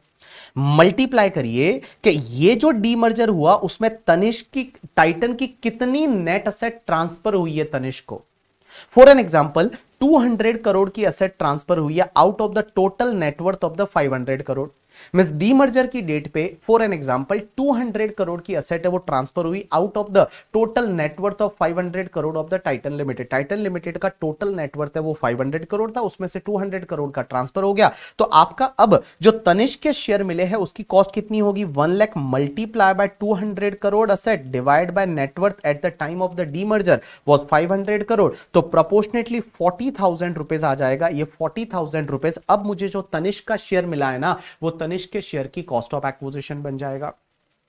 अब क्वेश्चन यह आएगा, टाइटन का शेयर तो स्टिल मेरे पास है, उसकी कॉस्ट क्या रहेगी? तो 1 लाख में से 40,000 को लेस कर दो, 60,000 rupees will be treated as the cost of acquisition of the Titan limited share. You got my point or not? Yes, Titan का डीमर्जर हुआ नहीं है, this is just an example करके, ठीक है। तो चलिए, तो मैंने आपको क्या बताया कि शेयर होल्डर के हाथ में जो न्यू कंपनी का शेयर फ्री ऑफ कॉस्ट मिलता है उसकी कॉस्ट ऑफ एक्विजिशन कैसे निकालेंगे। तो सबसे पहले आप एक काम करिए, cost of acquisition of share held in demerged company, पुरानी कंपनी जो है उसके शेयर की आपकी टोटल कॉस्ट कितनी थी, मल्टीप्लाई करिए net book value of asset transfer in demerger divide by net worth of demerged company just before the demerger, और प्रोपोर्शनेट बेसिस पे जो भी आएगा that is treated as your cost of acquisition of demerged company share।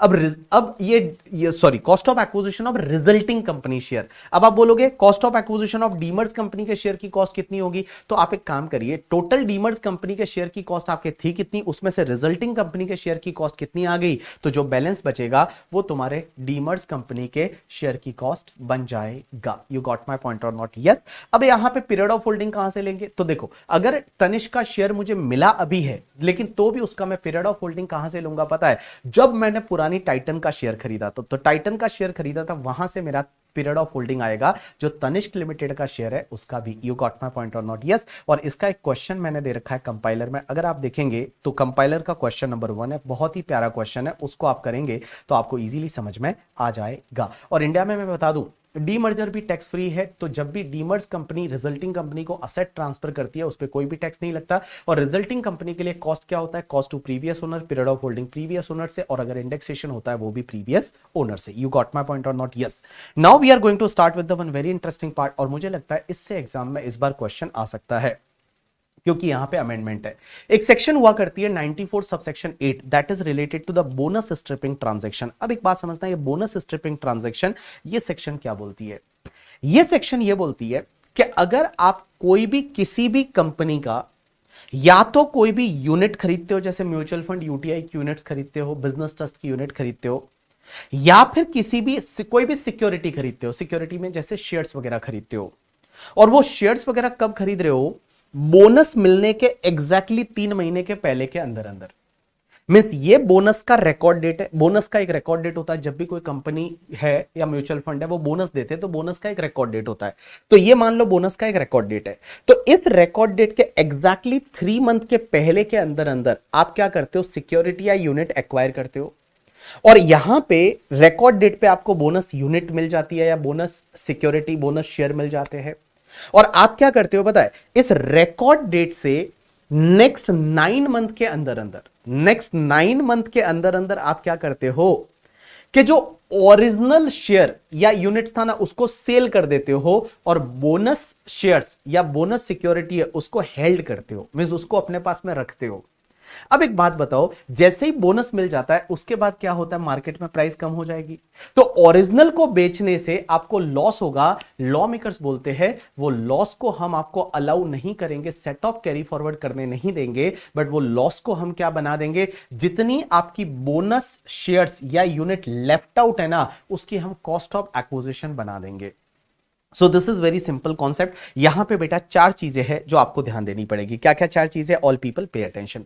Law makers बोलते हैं, जैसे पहली चीज तो यह है कि ये कॉन्सेप्ट पहले सिर्फ यूनिट पे लगता था, but by finance act 2022 Nirmala Sitharaman ji made the amendment and now this concept is applicable for the securities also. इसका मतलब बोनस शेयर भी इसमें कवर हो जाएगा। अब आप मेरी तरफ देखो, इधर देखो, देखो बड़ा सिंपल है कि मान लो बोनस का ये रिकॉर्ड डेट है, ये जो है ये रिकॉर्ड डेट है बोनस का। रिकॉर्ड डेट जिस बोनस का मतलब इस दिन आपको, या तो इस दिन जो होल्डर रहता है उसको बोनस शेयर या बोनस यूनिट मिलने वाला है, ये बोनस का रिकॉर्ड डेट है। इस रिकॉर्ड डेट के एग्जैक्टली पीछे के 3 महीने के पहले के अंदर अंदर, 3 मंथ के पहले के अंदर अंदर आप क्या करते हो, ओरिजिनल शेयर्स या ओरिजिनल यूनिट्स एक्वायर करते हो, और यहां पे आपको बोनस मिल जाता है।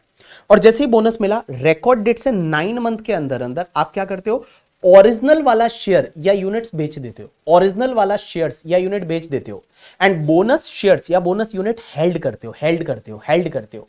तो उस पर्टिकुलर केस में ओरिजिनल को बेचने पे अगर कोई लॉस होता है तो वो लॉस को हम सेट ऑफ करने नहीं देंगे, कैरी फॉरवर्ड करने नहीं देंगे, और वो लॉस को हम क्या बना देंगे, आपके बोनस यूनिट या बोनस शेयर जो है उसकी कॉस्ट ऑफ एक्विजिशन बना देंगे, जो कि लेफ्ट ओवर है, मतलब जितना बचा है उसकी उस कॉस्ट बना देंगे। तो देखो मैंने क्या बोला, ये आपकी रिकॉर्ड डेट है। रिकॉर्ड डेट से एग्जैक्टली 3 मंथ के अंदर अंदर आप क्या करते हो, ओरिजिनल शेयर या यूनिट एक्वायर करते हो। रिकॉर्ड डेट पे आपको बोनस यूनिट मिलती है, और रिकॉर्ड डेट के बाद के 9 मंथ के अंदर अंदर अगर आप ओरिजिनल शेयर्स या यूनिट बेच देते हो और आप बोनस शेयर्स या यूनिट हेल्ड करते हो, तो उस पर्टिकुलर केस में ओरिजिनल को बेचने पे जितना भी लॉस होगा वो तुम्हारे बोनस की क्या बन जाएगी, कॉस्ट ऑफ एक्विजिशन है वो बन जाएगी। मैंने इसके लिए सफिशिएंट एग्जांपल्स दे रखे हैं, अगर आप ये एग्जांपल 4 सॉल्व कर दोगे तो आपका काम बन जाएगा आराम से। उसके बाद एक कॉन्सेप्ट आता है बॉन्ड वॉशिंग ट्रांजैक्शन। ये बॉन्ड वॉशिंग ट्रांजैक्शन क्या होता है कि अगर जैसे मान लो फॉर एन एग्जांपल मेरे पास में एक डिबेंचर है, और डिबेंचर पे मुझे पता है 31 दिसंबर को इंटरेस्ट मिलने वाला है, तो मैं क्या करूंगा, 29 दिसंबर को वो बॉन्ड्स किसी को ट्रांसफर कर दूंगा, इंटरेस्ट उसको मिल जाएगा करके, ठीक है, और उसके 2 दिन बाद वापस मैं खरीद लूंगा सेम रेट पे, तो इंटरेस्ट इनकम उसकी इनकम बन जाएगी। और मान लो उसको बेसिक एग्जेम्पशन का बेनिफिट मिलता है, कम रेट से टैक्स लगता है, तो ये प्लानिंग हो जाएगी। तो यहां पे लॉ मेकर्स बोलते हैं कि अगर असेसिंग ऑफिसर को ऐसा लगता है कि कोई पर्सन ऐसा प्रैक्टिस कर रहा है कि इंटरेस्ट डेट से पहले वो बॉन्ड्स या डिबेंचर को किसी को ट्रांसफर कर देता है, इंटरेस्ट मिलने के बाद वो वापस रीएक्वायर कर लेता है, अगर वो ऐसा कर रहा है तो वो इंटरेस्ट जो मिला है ना उस पर्सन को, वो उसके हाथ में टैक्सेबल ना करके और ट्रांसफर के हाथ में टैक्सेबल कर सकता है करके, ठीक है।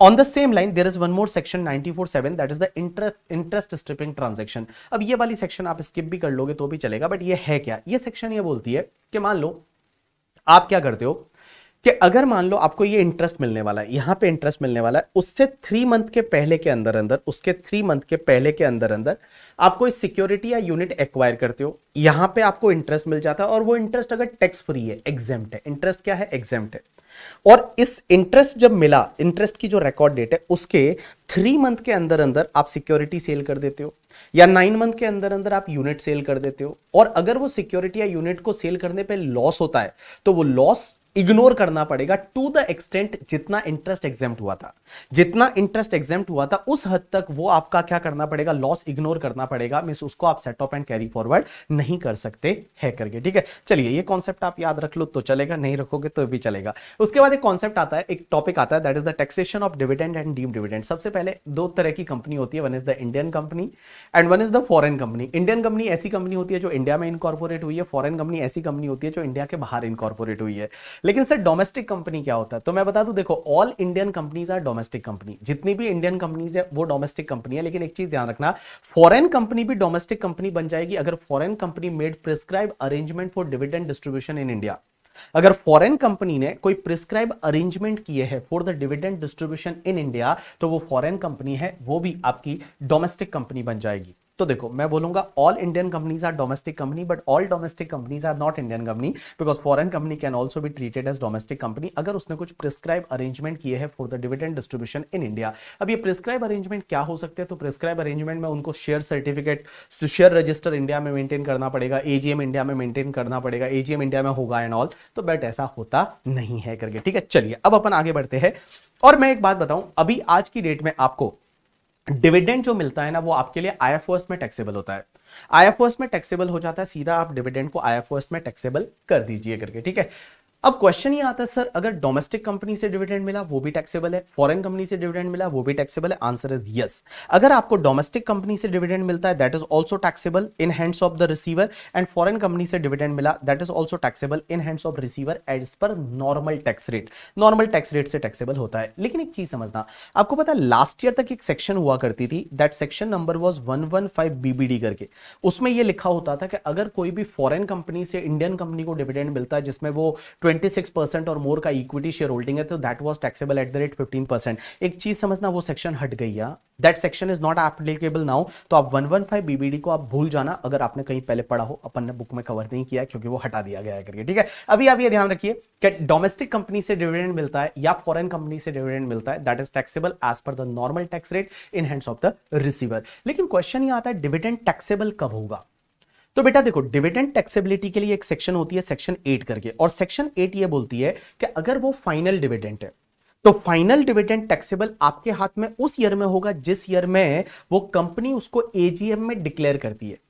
मींस कंपनी एजीएम में डिक्लेयर करती है उस ईयर में टैक्सेबल हो जाएगा। If it is a final dividend, then it will be taxable in hands of shareholder in the year in which company declared that dividend in the AGM. But अगर वो deem dividend है या interim dividend है, तो आप ये ध्यान रखना, it will be taxable in the year in which it is received और पेड। सो बेसिकली मैं ये बोलूं कि देखो, final dividend will be taxable in hands of share holder in the year in which it is declared in the AGM.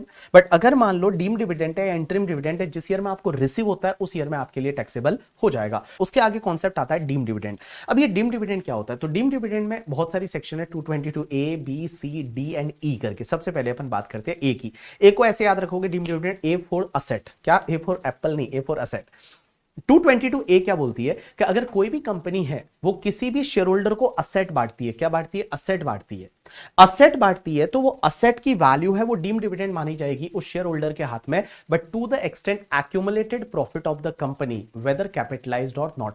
जितना company का accumulated profit है whether capitalized or not, इसका मतलब ये हुआ कि अगर मान लो उस प्रॉफिट में से कोई बोनस शेयर इशू कर रखे तो वो भी आपका कैपिटल माना जाए, वो भी आपका रिजर्व एंड सरप्लस माना जाएगा।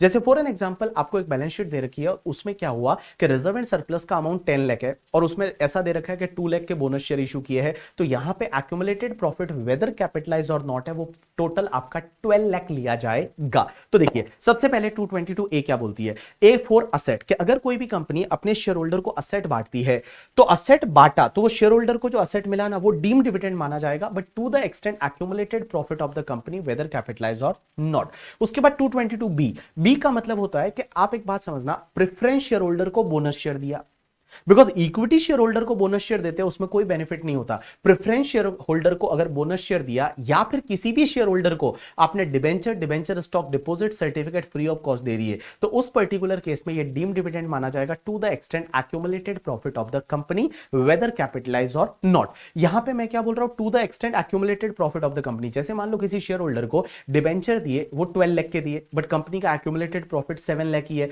तो उसमें 7 लाख ही डीम डिविडेंड माना जाएगा। तो देखिए 222 A for asset, B for bonus share to preference share holder or to any share holder अगर आप क्या दे रहे हो, डिबेंचर स्टॉक डिपॉजिट सर्टिफिकेट दे रहे हो तो। उसके बाद 222C, सी का मतलब होता है close down of the company. आप ये समझिए कि कंपनी क्लोज डाउन हो गई, और जब कंपनी क्लोज डाउन कब होती है, लिक्विडेशन पे। लिक्विडेशन पे अगर शेयर होल्डर को कोई भी असेट बांटी जाती है तो वो डीम डिविडेंड माना जाएगा to the extent accumulated profit of the company whether capitalise और नॉट। एंड 222D का मतलब होता है reduction in share capital. Reduction in share capital, इसको डी को आप ऐसे याद रखिए, डिक्रीज इन शेयर कैपिटल। बहुत बार क्या होता है कि अगर मान लो किसी शेयर की फेस वैल्यू 10 रुपीज है और कंपनी क्या करती है, 10 रुपीज को अगर 8 रुपीज पे लाके और 2 रुपीज शेयर होल्डर को वापस पे कर देती है, 2 रुपीज है वो शेयर होल्डर को दे देती है, तो यहां पे शेयर कैपिटल को रिड्यूस करके और 2 रुपीज अगर शेयर होल्डर को दे दिया तो वो तुम्हारा डीम डिविडेंड माना जाएगा to the extent accumulated profit of the company. तो अपन ने क्या पढ़ा, 222A B C D ऐसे याद कैसे रखना है, A for asset, B for bonus share to the preference share holder और debenture stock deposit certificate to the any share holder. C मतलब close down of the company, liquidation. D का मतलब decrease in share capital and pay off to the share holder. तो यहां पे deem dividend माना जाएगा to the extent accumulated profit of the company whether capitalise और not. अब एक और चीज समझना, जब भी यहां पे 222A में असेट बांटी जाती है, जैसे 222C में असेट बांटी जाती है, तो उस पर्टिकुलर केस में असेट की वैल्यू क्या लोगे, बुक वैल्यू डीम डिविडेंड मानी जाएगी या fair market value? Right answer is fair market value. जो फेयर मार्केट वैल्यू रहेगा ना, वो fair market value will be treated as deem dividend. उसके बाद में अपन पढ़ते हैं 222E and 222E is a extraordinary section. अब एक चीज समझना, 222 ABCD और E में कुछ डिफरेंसेस है। पहले वो डिफरेंसेस की मैं बात कर लूं, तो डिफरेंसेस की अगर मैं बात करूं तो पहला डिफरेंस तो ये है कि देखिए 222 ABCD में हर जगह क्या लिखा हुआ है कि it will be treated as deem dividend to the extent accumulated profit of the company, और वहां ब्रैकेट में लिखा हुआ है कैपिटलाइज्ड और नॉट। मींस अगर कोई भी कैपिटलाइज प्रॉफिट कर लिया है वो प्रॉफिट को भी कंसिडर करना पड़ेगा, लेकिन 222E में सिर्फ एक्यूमुलेटेड प्रॉफिट लिखा हुआ है, यहां पे वर्ड कैपिटलाइज्ड और नॉट नहीं लिखा हुआ। दूसरी चीज, 222 ABCD जो है ना, that is applicable to all companies, but 222E is applicable only to the closely held company. Closely held company का मतलब होता है यहां पे अनलिस्टेड कंपनी करके, ठीक है। चलिए अब अपन पढ़ते हैं 222E को। 222E क्या बोलती है, आपका ध्यान इधर होना चाहिए। 222E ये बोलती है कि अगर कोई भी क्लोजली हेल्ड कंपनी है और वो क्या करती है, अपने किसी शेयर होल्डर को कोई लोन और एडवांस दे देती है, क्लोजली हेल्ड कंपनी अपने किसी शेयर होल्डर को लोन और एडवांस दे देती है और उस शेयर होल्डर के पास 10% और मोर का वोटिंग पावर है, मींस इक्विटी शेयर होल्डिंग है, तो गाइस वो लोन और एडवांस है ना, that will be treated as deem dividend in hands of the share holder. वो लोन और एडवांसेस है वो डीम डिविडेंड माना जाएगा इस शेयर होल्डर के हाथ में, but to the extent accumulated profit of the company. तो मैंने क्या बोला, देखो अगर कोई भी कंपनी है क्लोजली हेल्ड कंपनी और वो क्लोजली हेल्ड कंपनी अपने किसी शेयर होल्डर को लोन और एडवांस देती है जिसके पास 10% और मोर का वोटिंग पावर है, तो उस पर्टिकुलर केस में वो लोन और एडवांस है वो डीम डिविडेंड माना जाएगा उस शेयर होल्डर के हाथ में to the extent accumulated profit of the company. अब एक और चीज समझना, अगर लोन और एडवांस उस शेयर होल्डर को नहीं दिया जाता, लेकिन लोन और एडवांस किसी कंसर्न को दिया जाता है, कंसर्न का मतलब होता है company, partnership firm, AOP, BOI, उसको दिया जाता है और उसमें उस शेयर होल्डर का सब्सटेंशियल इंटरेस्ट है। सब्सटेंशियल इंटरेस्ट का मतलब होता है, सब्सटेंशियल इंटरेस्ट मींस 20% और मोर का इक्विटी शेयर होल्डिंग और 20% और मोर का PSR, that is called substantial interest. तो अगर इस शेयर होल्डर का सब्सटेंशियल इंटरेस्ट है इस पर्टिकुलर कंसर्न में और उस कंसर्न को लोन और एडवांसेस दिया, तो उस कंसर्न के हाथ में डीम डिविडेंड माना जाएगा।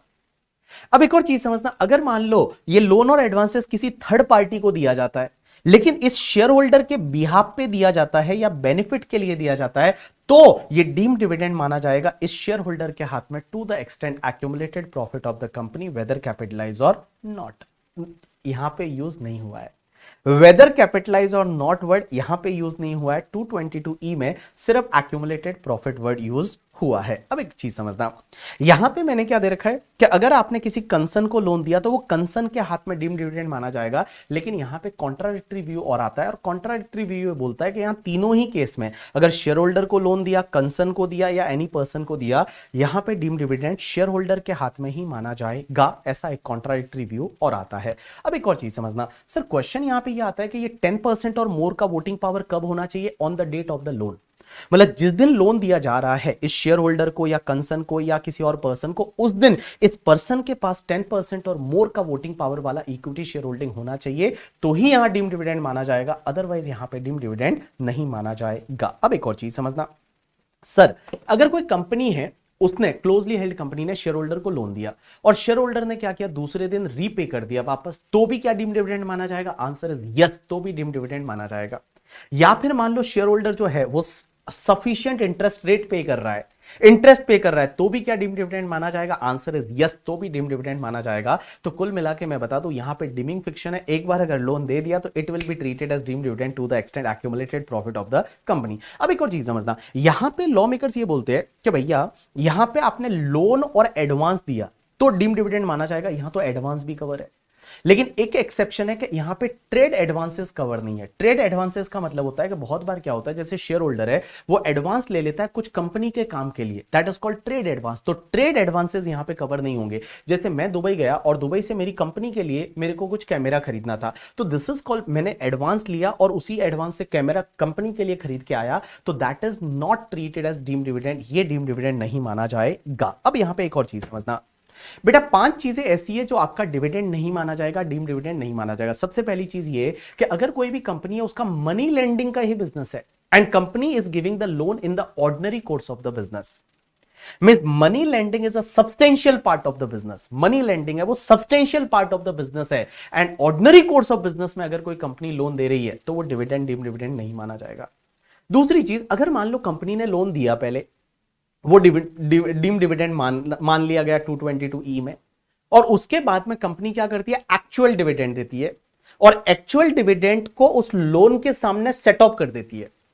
एक्चुअल डिविडेंड जब दे रही है उस टाइम पे जो लोन है उस लोन के सामने सेट ऑफ कर देती है एक्चुअल डिविडेंड को, तो उस पर्टिकुलर केस में वो सेटअप वाला अमाउंट फिर डिविडेंड डीम डिविडेंड नहीं माना जाएगा, क्योंकि वो ऑलरेडी जब लोन दिया था पहले तो डीम डिविडेंड माना जा चुका है।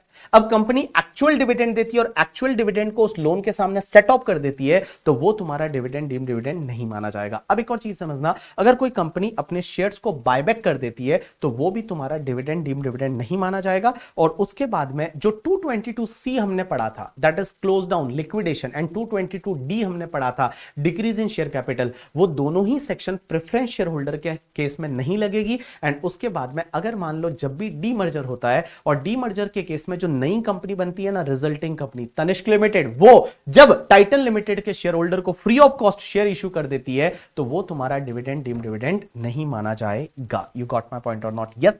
Now we are going to start with the one very important section, that is section 80M करके।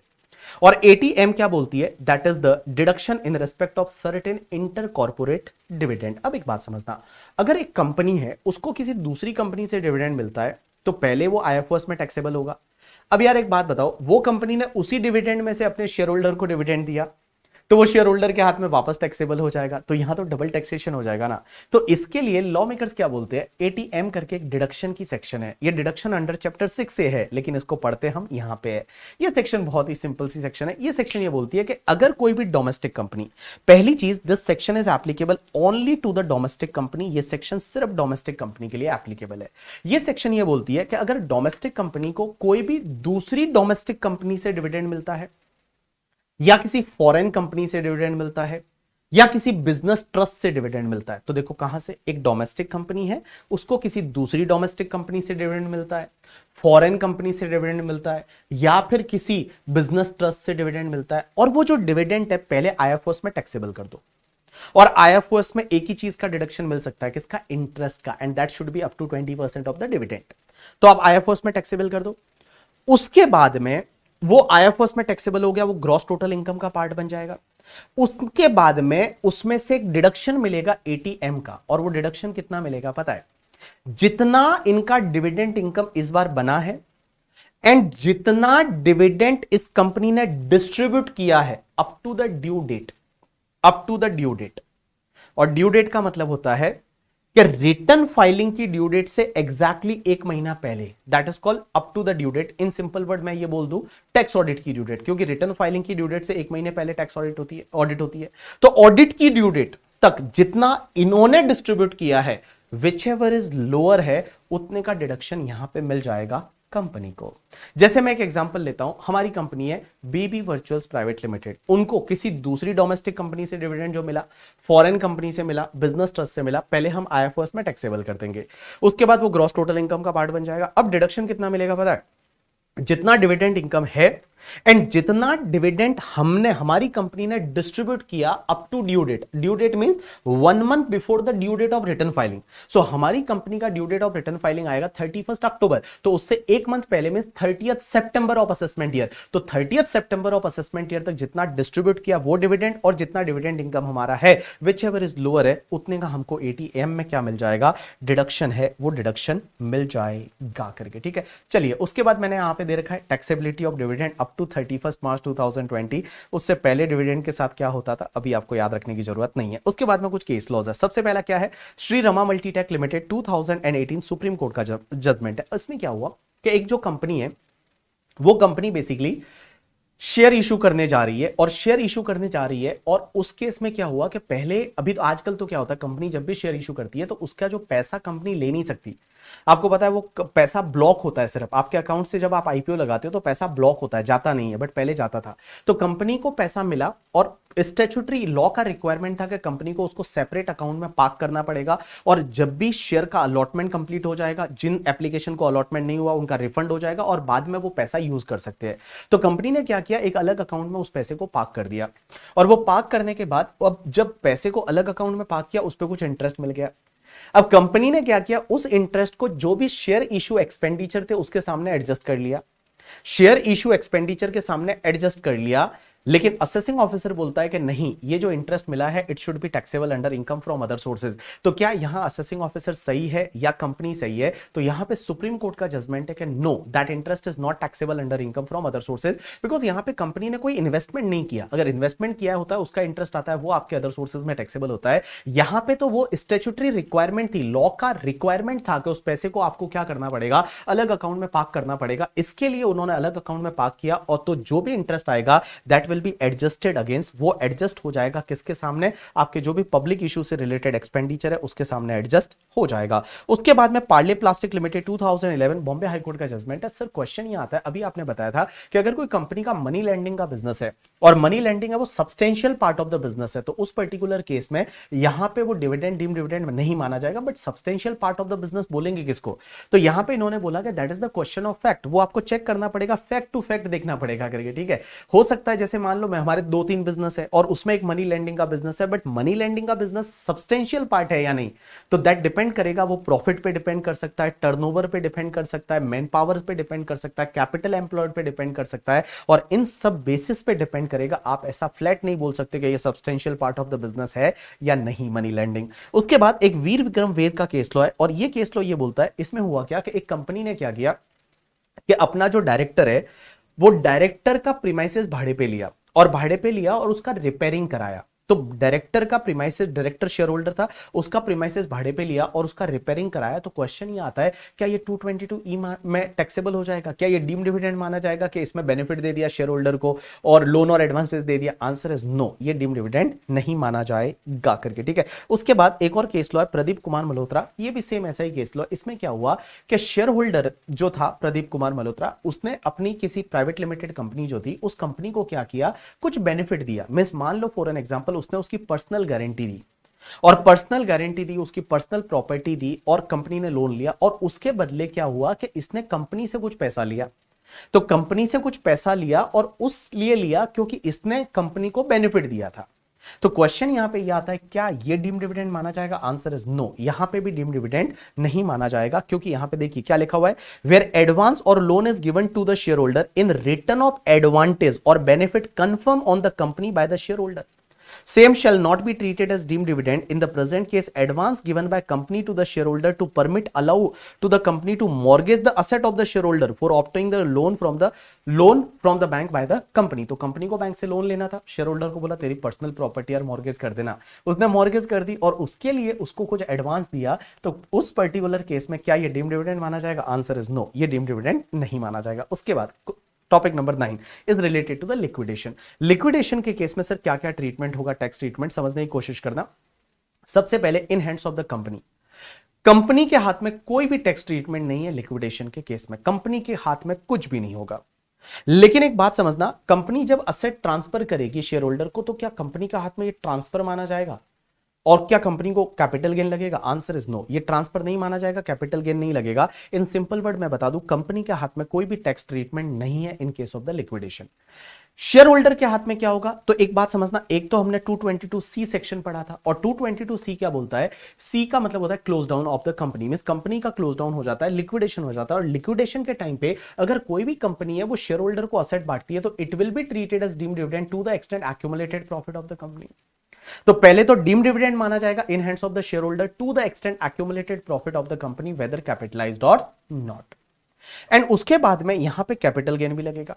अगर शेयर होल्डर को कोई असेट मिलती है तो कैपिटल गेन भी लगेगा। लेकिन कैपिटल गेन कैलकुलेट कैसे करेंगे? कैपिटल गेन किस पे लग रहा है? क्योंकि उसका शेयर जा रहा है ना, शेयर होल्डर का शेयर की वैल्यू है वो रेलिंक्विश हो गई, वो एक्सटिंग्विश हो गई, शेयर की आज कोई वैल्यू ही नहीं है करके, ठीक है। और लिक्विडेशन में शेयर होल्डर को असेट मिलती है, तो जिस ईयर में असेट मिलती है, जिस ईयर में उसको पैसा मिलता है, उस ईयर में शेयर होल्डर के हाथ में कैपिटल गेन लगेगा। अब ये कैपिटल गेन कैलकुलेट कैसे करेंगे? तो सबसे पहले फुल वैल्यू ऑफ कंसीडरेशन कैसे निकालेंगे? सबसे पहले शेयर होल्डर को जो मनी मिला है वो आप ले लीजिए। दूसरा, शेयर होल्डर को जो असेट मिली है उसकी आप फेयर मार्केट वैल्यू लीजिए on the date of distribution. जो असेट मिली है उसकी फेयर मार्केट वैल्यू लीजिए।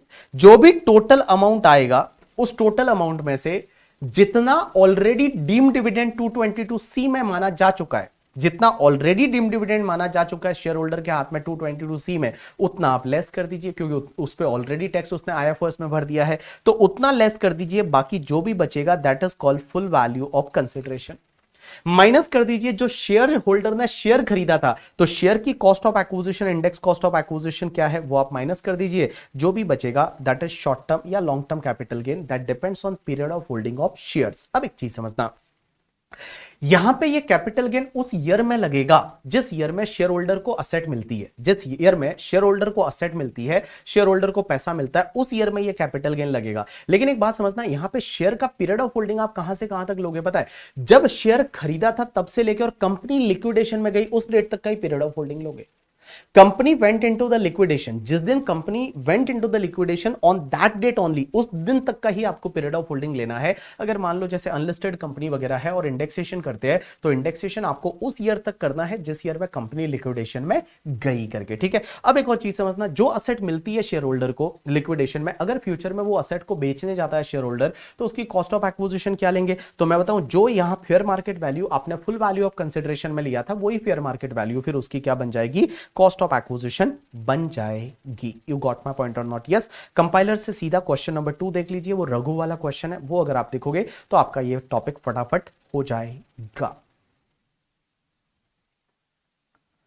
Next topic is related to buyback of the shares. अब एक बात समझना, बायबैक के केस में क्या होगा? तो दो चीज है। सबसे पहली चीज ये कि अगर डोमेस्टिक कंपनी अपने शेयर को बायबैक करती है तो क्या होगा, और अगर कोई फॉरेन कंपनी है वो शेयर को बायबैक करती है तो क्या होगा। तो सबसे पहले अपन बात करते हैं फॉरेन कंपनी के केस में, means other than domestic company, other than the shares of domestic company को छोड़ दो तो बच गया फॉरेन कंपनी। तो फॉरेन कंपनी अगर अपने शेयर को बायबैक करती है तो कंपनी के हाथ में कोई भी टैक्स ट्रीटमेंट नहीं है, लेकिन शेयर होल्डर के हाथ में कैपिटल गेन लगेगा। कैपिटल गेन कैसे लगेगा? Full value of consideration, buyback price आ जाएगा आपका करके, ठीक है, और माइनस कॉस्ट ऑफ एक्विजिशन जो शेयर का था वो लेस कर दीजिए, जो बचेगा वो कैपिटल गेन बच जाएगा। लेकिन बेटा एग्जाम में ये नहीं आने वाला, एग्जाम में आने वाला है कि अगर मान लो कोई भी डोमेस्टिक कंपनी अपने शेयर को बायबैक करती है तो क्या होगा।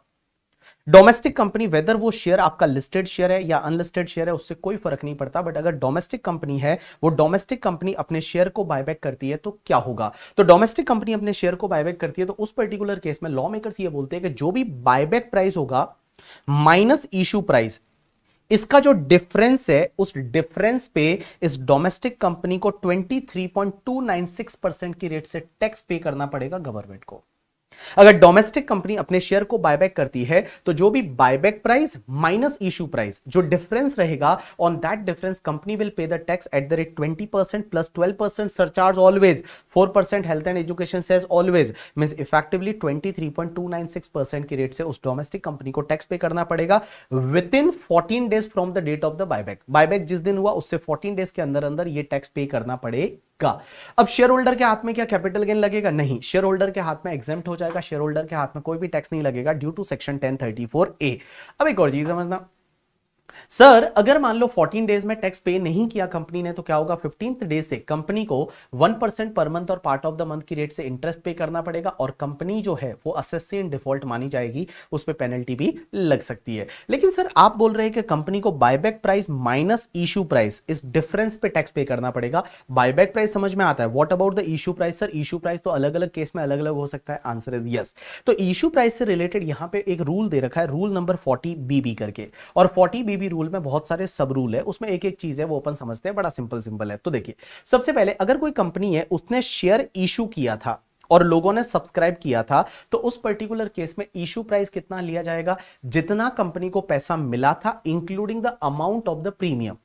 जैसे फॉर एन एग्जांपल एक शेयर है, उसका फेस वैल्यू जो था, that face value was 10 rupees and उसको इशू किया था 70 रुपीज पे, इशू प्राइस 70 था बिकॉज क्योंकि उसमें आपका प्रीमियम है वो 60 था, तो यहां पे इशू प्राइस कितना लिया जाएगा? 70 लिया जाएगा। कितना लिया जाएगा? 70 लिया जाएगा। अब एक और चीज समझना, लेकिन अगर मान लो कंपनी ने पहले शेयर होल्डर को कुछ ना कुछ पैसा रिटर्न कर लिया है, फॉर एन एग्जाम्पल अभी बायबैक से पहले भी अगर मान लो शेयर होल्डर को कुछ ना कुछ पैसा रिटर्न कर दिया है, तो जितना रिटर्न कर दिया है वो आप इशू प्राइस में से लेस कर दीजिए।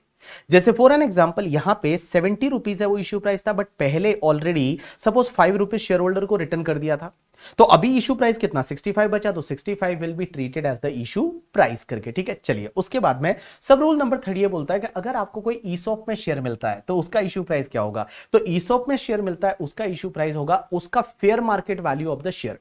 Fair market value of the share से मींस कंपनी ने अगर ईसॉप निकाला है करे, तो ईसॉप जब दिया जाता है तो उस पर्टिकुलर केस में एंट्री क्या होती है? आपको पता रहेगा एंट्री होती है, एंट्री क्या होती है? बैंक अकाउंट डेबिट, जितना पैसा कंपनी को आता है, ईसॉप एक्सपेंडिचर अकाउंट डेबिट करके, ठीक है, और क्रेडिट क्या करते हो? Share capital and security premium है वो क्रेडिट हो जाता है। तो इस पर्टिकुलर केस में जो भी fair market value of share होता है और amount credited to share capital and premium whichever is lower है, वो इशू प्राइस माना जाएगा। बट मैं बता दूं यहां पे ये दोनों अमाउंट है वो 99.99% केसेस में सेम ही आने वाले हैं। तो आप ऐसे याद रख सकते हैं कि कंपनी के लिए आप कंपनी के पर्सपेक्टिव से समझ रहे हैं, क्योंकि कंपनी को टैक्स भरना है on the buyback price minus issue price पे। तो इशू प्राइस क्या होगी? Fair market value of share. तो ईसॉप के केस में fair market value of the share will be treated as issue price. अब एक और चीज समझना, अगर अमलगमेशन में अगर एक पुरानी कंपनी है वो नई कंपनी में मर्ज हो जाती है, अब नई कंपनी है वो शेयर इशू करती है पुरानी कंपनी के शेयर होल्डर को, तो सर इसमें इशू प्राइस कैसे निकालेंगे? तो बड़ा सिंपल है कि पुरानी कंपनी ने जब शेयर इशू किए थे तो पुरानी कंपनी को कितना पैसा मिला था, तो पुरानी कंपनी को जितना पैसा मिला था डिवाइड कर दीजिए नई कंपनी कितने नंबर ऑफ शेयर इशू कर रही है, डिवाइड कर दीजिए नई कंपनी कितने नंबर ऑफ शेयर इशू कर रही है, तो आपको पर शेयर का इशू प्राइस मिल जाएगा। अगर डीमर्जर हुआ तो जैसे डीमर्जर के केस में अपन एग्जांपल लेते हैं वो टाइटन एंड तनिष्क का, तो टाइटन ने फॉर एन एग्जांपल पहले शेयर इशू किए थे 1 लाख शेयर और उसका उनको 100 रुपीज के हिसाब से suppose for an example 1 crore मिला था। अब टाइटन का डीमर्जर हो गया, तनिष्क अलग कंपनी बन गई। अब तनिष्क लिमिटेड अपने शेयर होल्डर को शेयर इशू कर रही है, टाइटन के शेयर होल्डर को ही करेगी ना। तनिष्क लिमिटेड टाइटन के शेयर होल्डर को फ्री ऑफ शेयर इशू कर दिया, टाइटन के शेयर होल्डर को जो तनिष्क लिमिटेड ने शेयर इशू किया, तो तनिष्क लिमिटेड के जो शेयर है उसका इशू प्राइस क्या आएगा? मींस रिजल्टिंग कंपनी के शेयर का इशू प्राइस क्या आएगा? तो इसमें यहां उन्होंने एक फॉर्मूला दिया। फॉर्मूला क्या है? आप एक काम करिए कि पुरानी कंपनी जो है टाइटन, टाइटन ने जब शेयर इशू किया था तो कितना पैसा मिला था, इशू प्राइस क्या था, वो टोटल ले लीजिए, multiply by net asset transfer in demerger और divide by net worth just before the demerger कितना है, वो जो अमाउंट आएगा divide by number of share issued by the resulting company, ये आएगा आपके रिजल्टिंग कंपनी के शेयर का इशू प्राइस।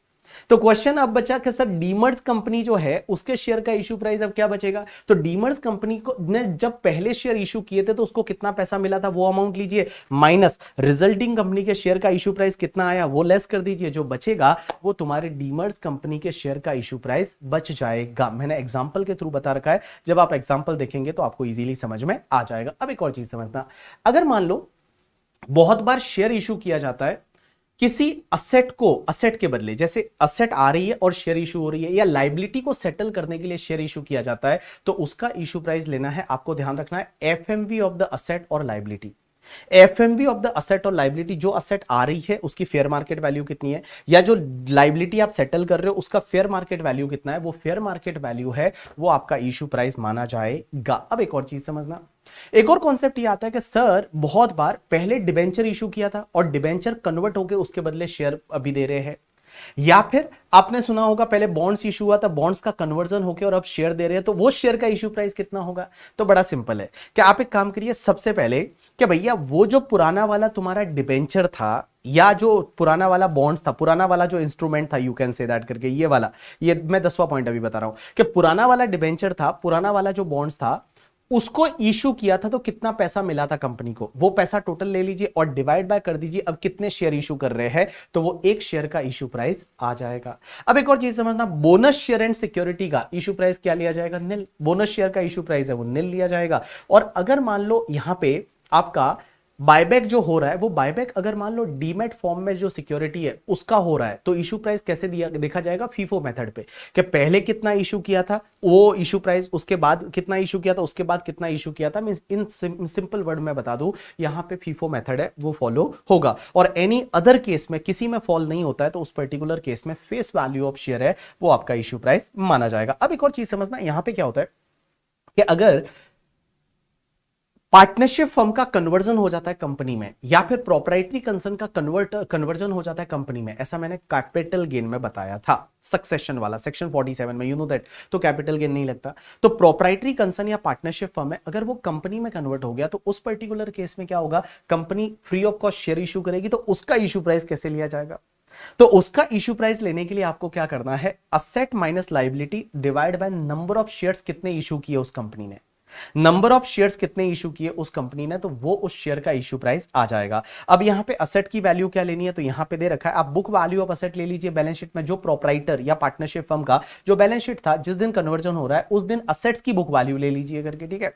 बट ध्यान रखना है कि असेट्स में आपका जो भी आपका टीडीएस टीसीएस एडवांस टैक्स है वो आपको नहीं लेना, as well as deferred revenue expenditure है वो आपको नहीं लेना, और लाइबिलिटीज है वो लाइबिलिटीज भी आप बुक वैल्यू पे लेस कर दीजिए। बट लाइबिलिटीज में एक चीज ध्यान रखना है, आपको रिजर्व एंड सरप्लस नहीं लेना है, उसके साथ साथ में प्रोविजन फॉर टैक्सेशन नहीं लेना है, unascertained liability as well as the contingent liability है वो आपको नहीं लेना है। बाकी लाइबिलिटीज आपको बुक वैल्यू पे लेनी है, तो असेट भी बुक वैल्यू पे, लाइबिलिटी भी बुक वैल्यू पे, तो असेट माइनस लाइबिलिटी और divide by number of shares कितने इशू कर रहे हैं वो आपका इशू प्राइस आ जाएगा। यहां पे मैं बता दूं, मैंने सबके लिए एग्जांपल दे रखे हैं, तो इसको रीड करने के बाद अगर आप ये एग्जांपल देखोगे तो आपको इजीली समझ में आ जाएगा कि इशू प्राइस कौन से केसेस में कैसे कैसे निकाला गया है, आपको इजीली समझ में आ जाएगा करके, ठीक है।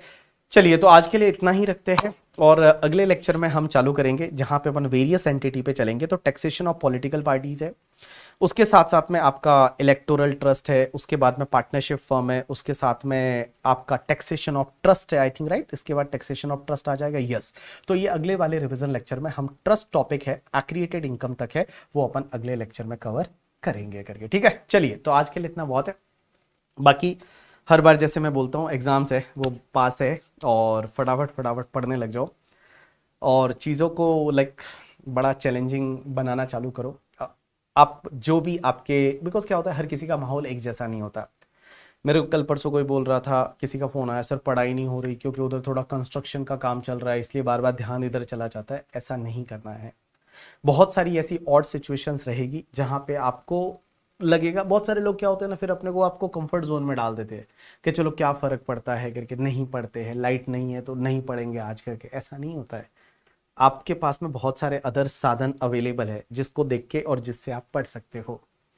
तो आपके हाथ में आपको क्या करना है, बिकॉज क्या होता है ना, इंसान, जब मैं छोटा था तो क्या होता था कि अगर लाइट चली जाती थी तो थोड़ा अपने आप में खुशी होती थी, अरे पढ़ना नहीं पड़ रहा, लाइट गई है ना, क्या फर्क, बहाना है अपने पास में, कुछ ना कुछ अपने आप को कंफर्ट जोन में डालने के लिए कोई चीजें है, किसी ना किसी चीज को ब्लेम करने के लिए अपने पास है करके, ठीक है। वैसा नहीं करना है, वैसा नहीं करना है। जितना टाइम आपको मिलता है, जो रिसोर्सेज आपके पास अवेलेबल है, बिकॉज हर किसी के पास एक जैसे रिसोर्सेज नहीं होते। बिकॉज बहुत सारे लोग बोलते हैं मेरे को लाइब्रेरी फैसिलिटी नहीं मिल रही है इसलिए पढ़ाई नहीं हो रही है करके, ठीक है। उसको तो लाइब्रेरी में मिलती है फैसिलिटी, लाइब्रेरी जाता है इसलिए वो ज़्यादा पढ़ लेता है। ऐसा कुछ नहीं होता है। मैंने आज तक जिंदगी में लाइब्रेरी नहीं गया, एक बार लाइब्रेरी जरूर गया था, उसके बाद वापस नहीं गया क्योंकि वहाँ देखा तो वहाँ तो लोग सब टाइम पास कर रहे हैं करके, ठीक है। किसी एक को जाना है वहाँ पे चाय पीने के लिए, 15 लोग जा रहे हैं चाय पीने के लिए, 1 घंटे बाद आते हैं। 1-2 दिन लाइब्रेरी गया, तीसरे दिन मैंने सोचा कि भैया हमसे यहाँ पढ़ाई ना हो पाए, हमसे तो घर पे ही पढ़ाई होएगी, तो घर पे ही फिर पढ़ना चालू किया, अपने आप को अलग से आइसोलेट कर लिया किसी रूम में और उसके साथ में पढ़ना चालू किया करके, ठीक है।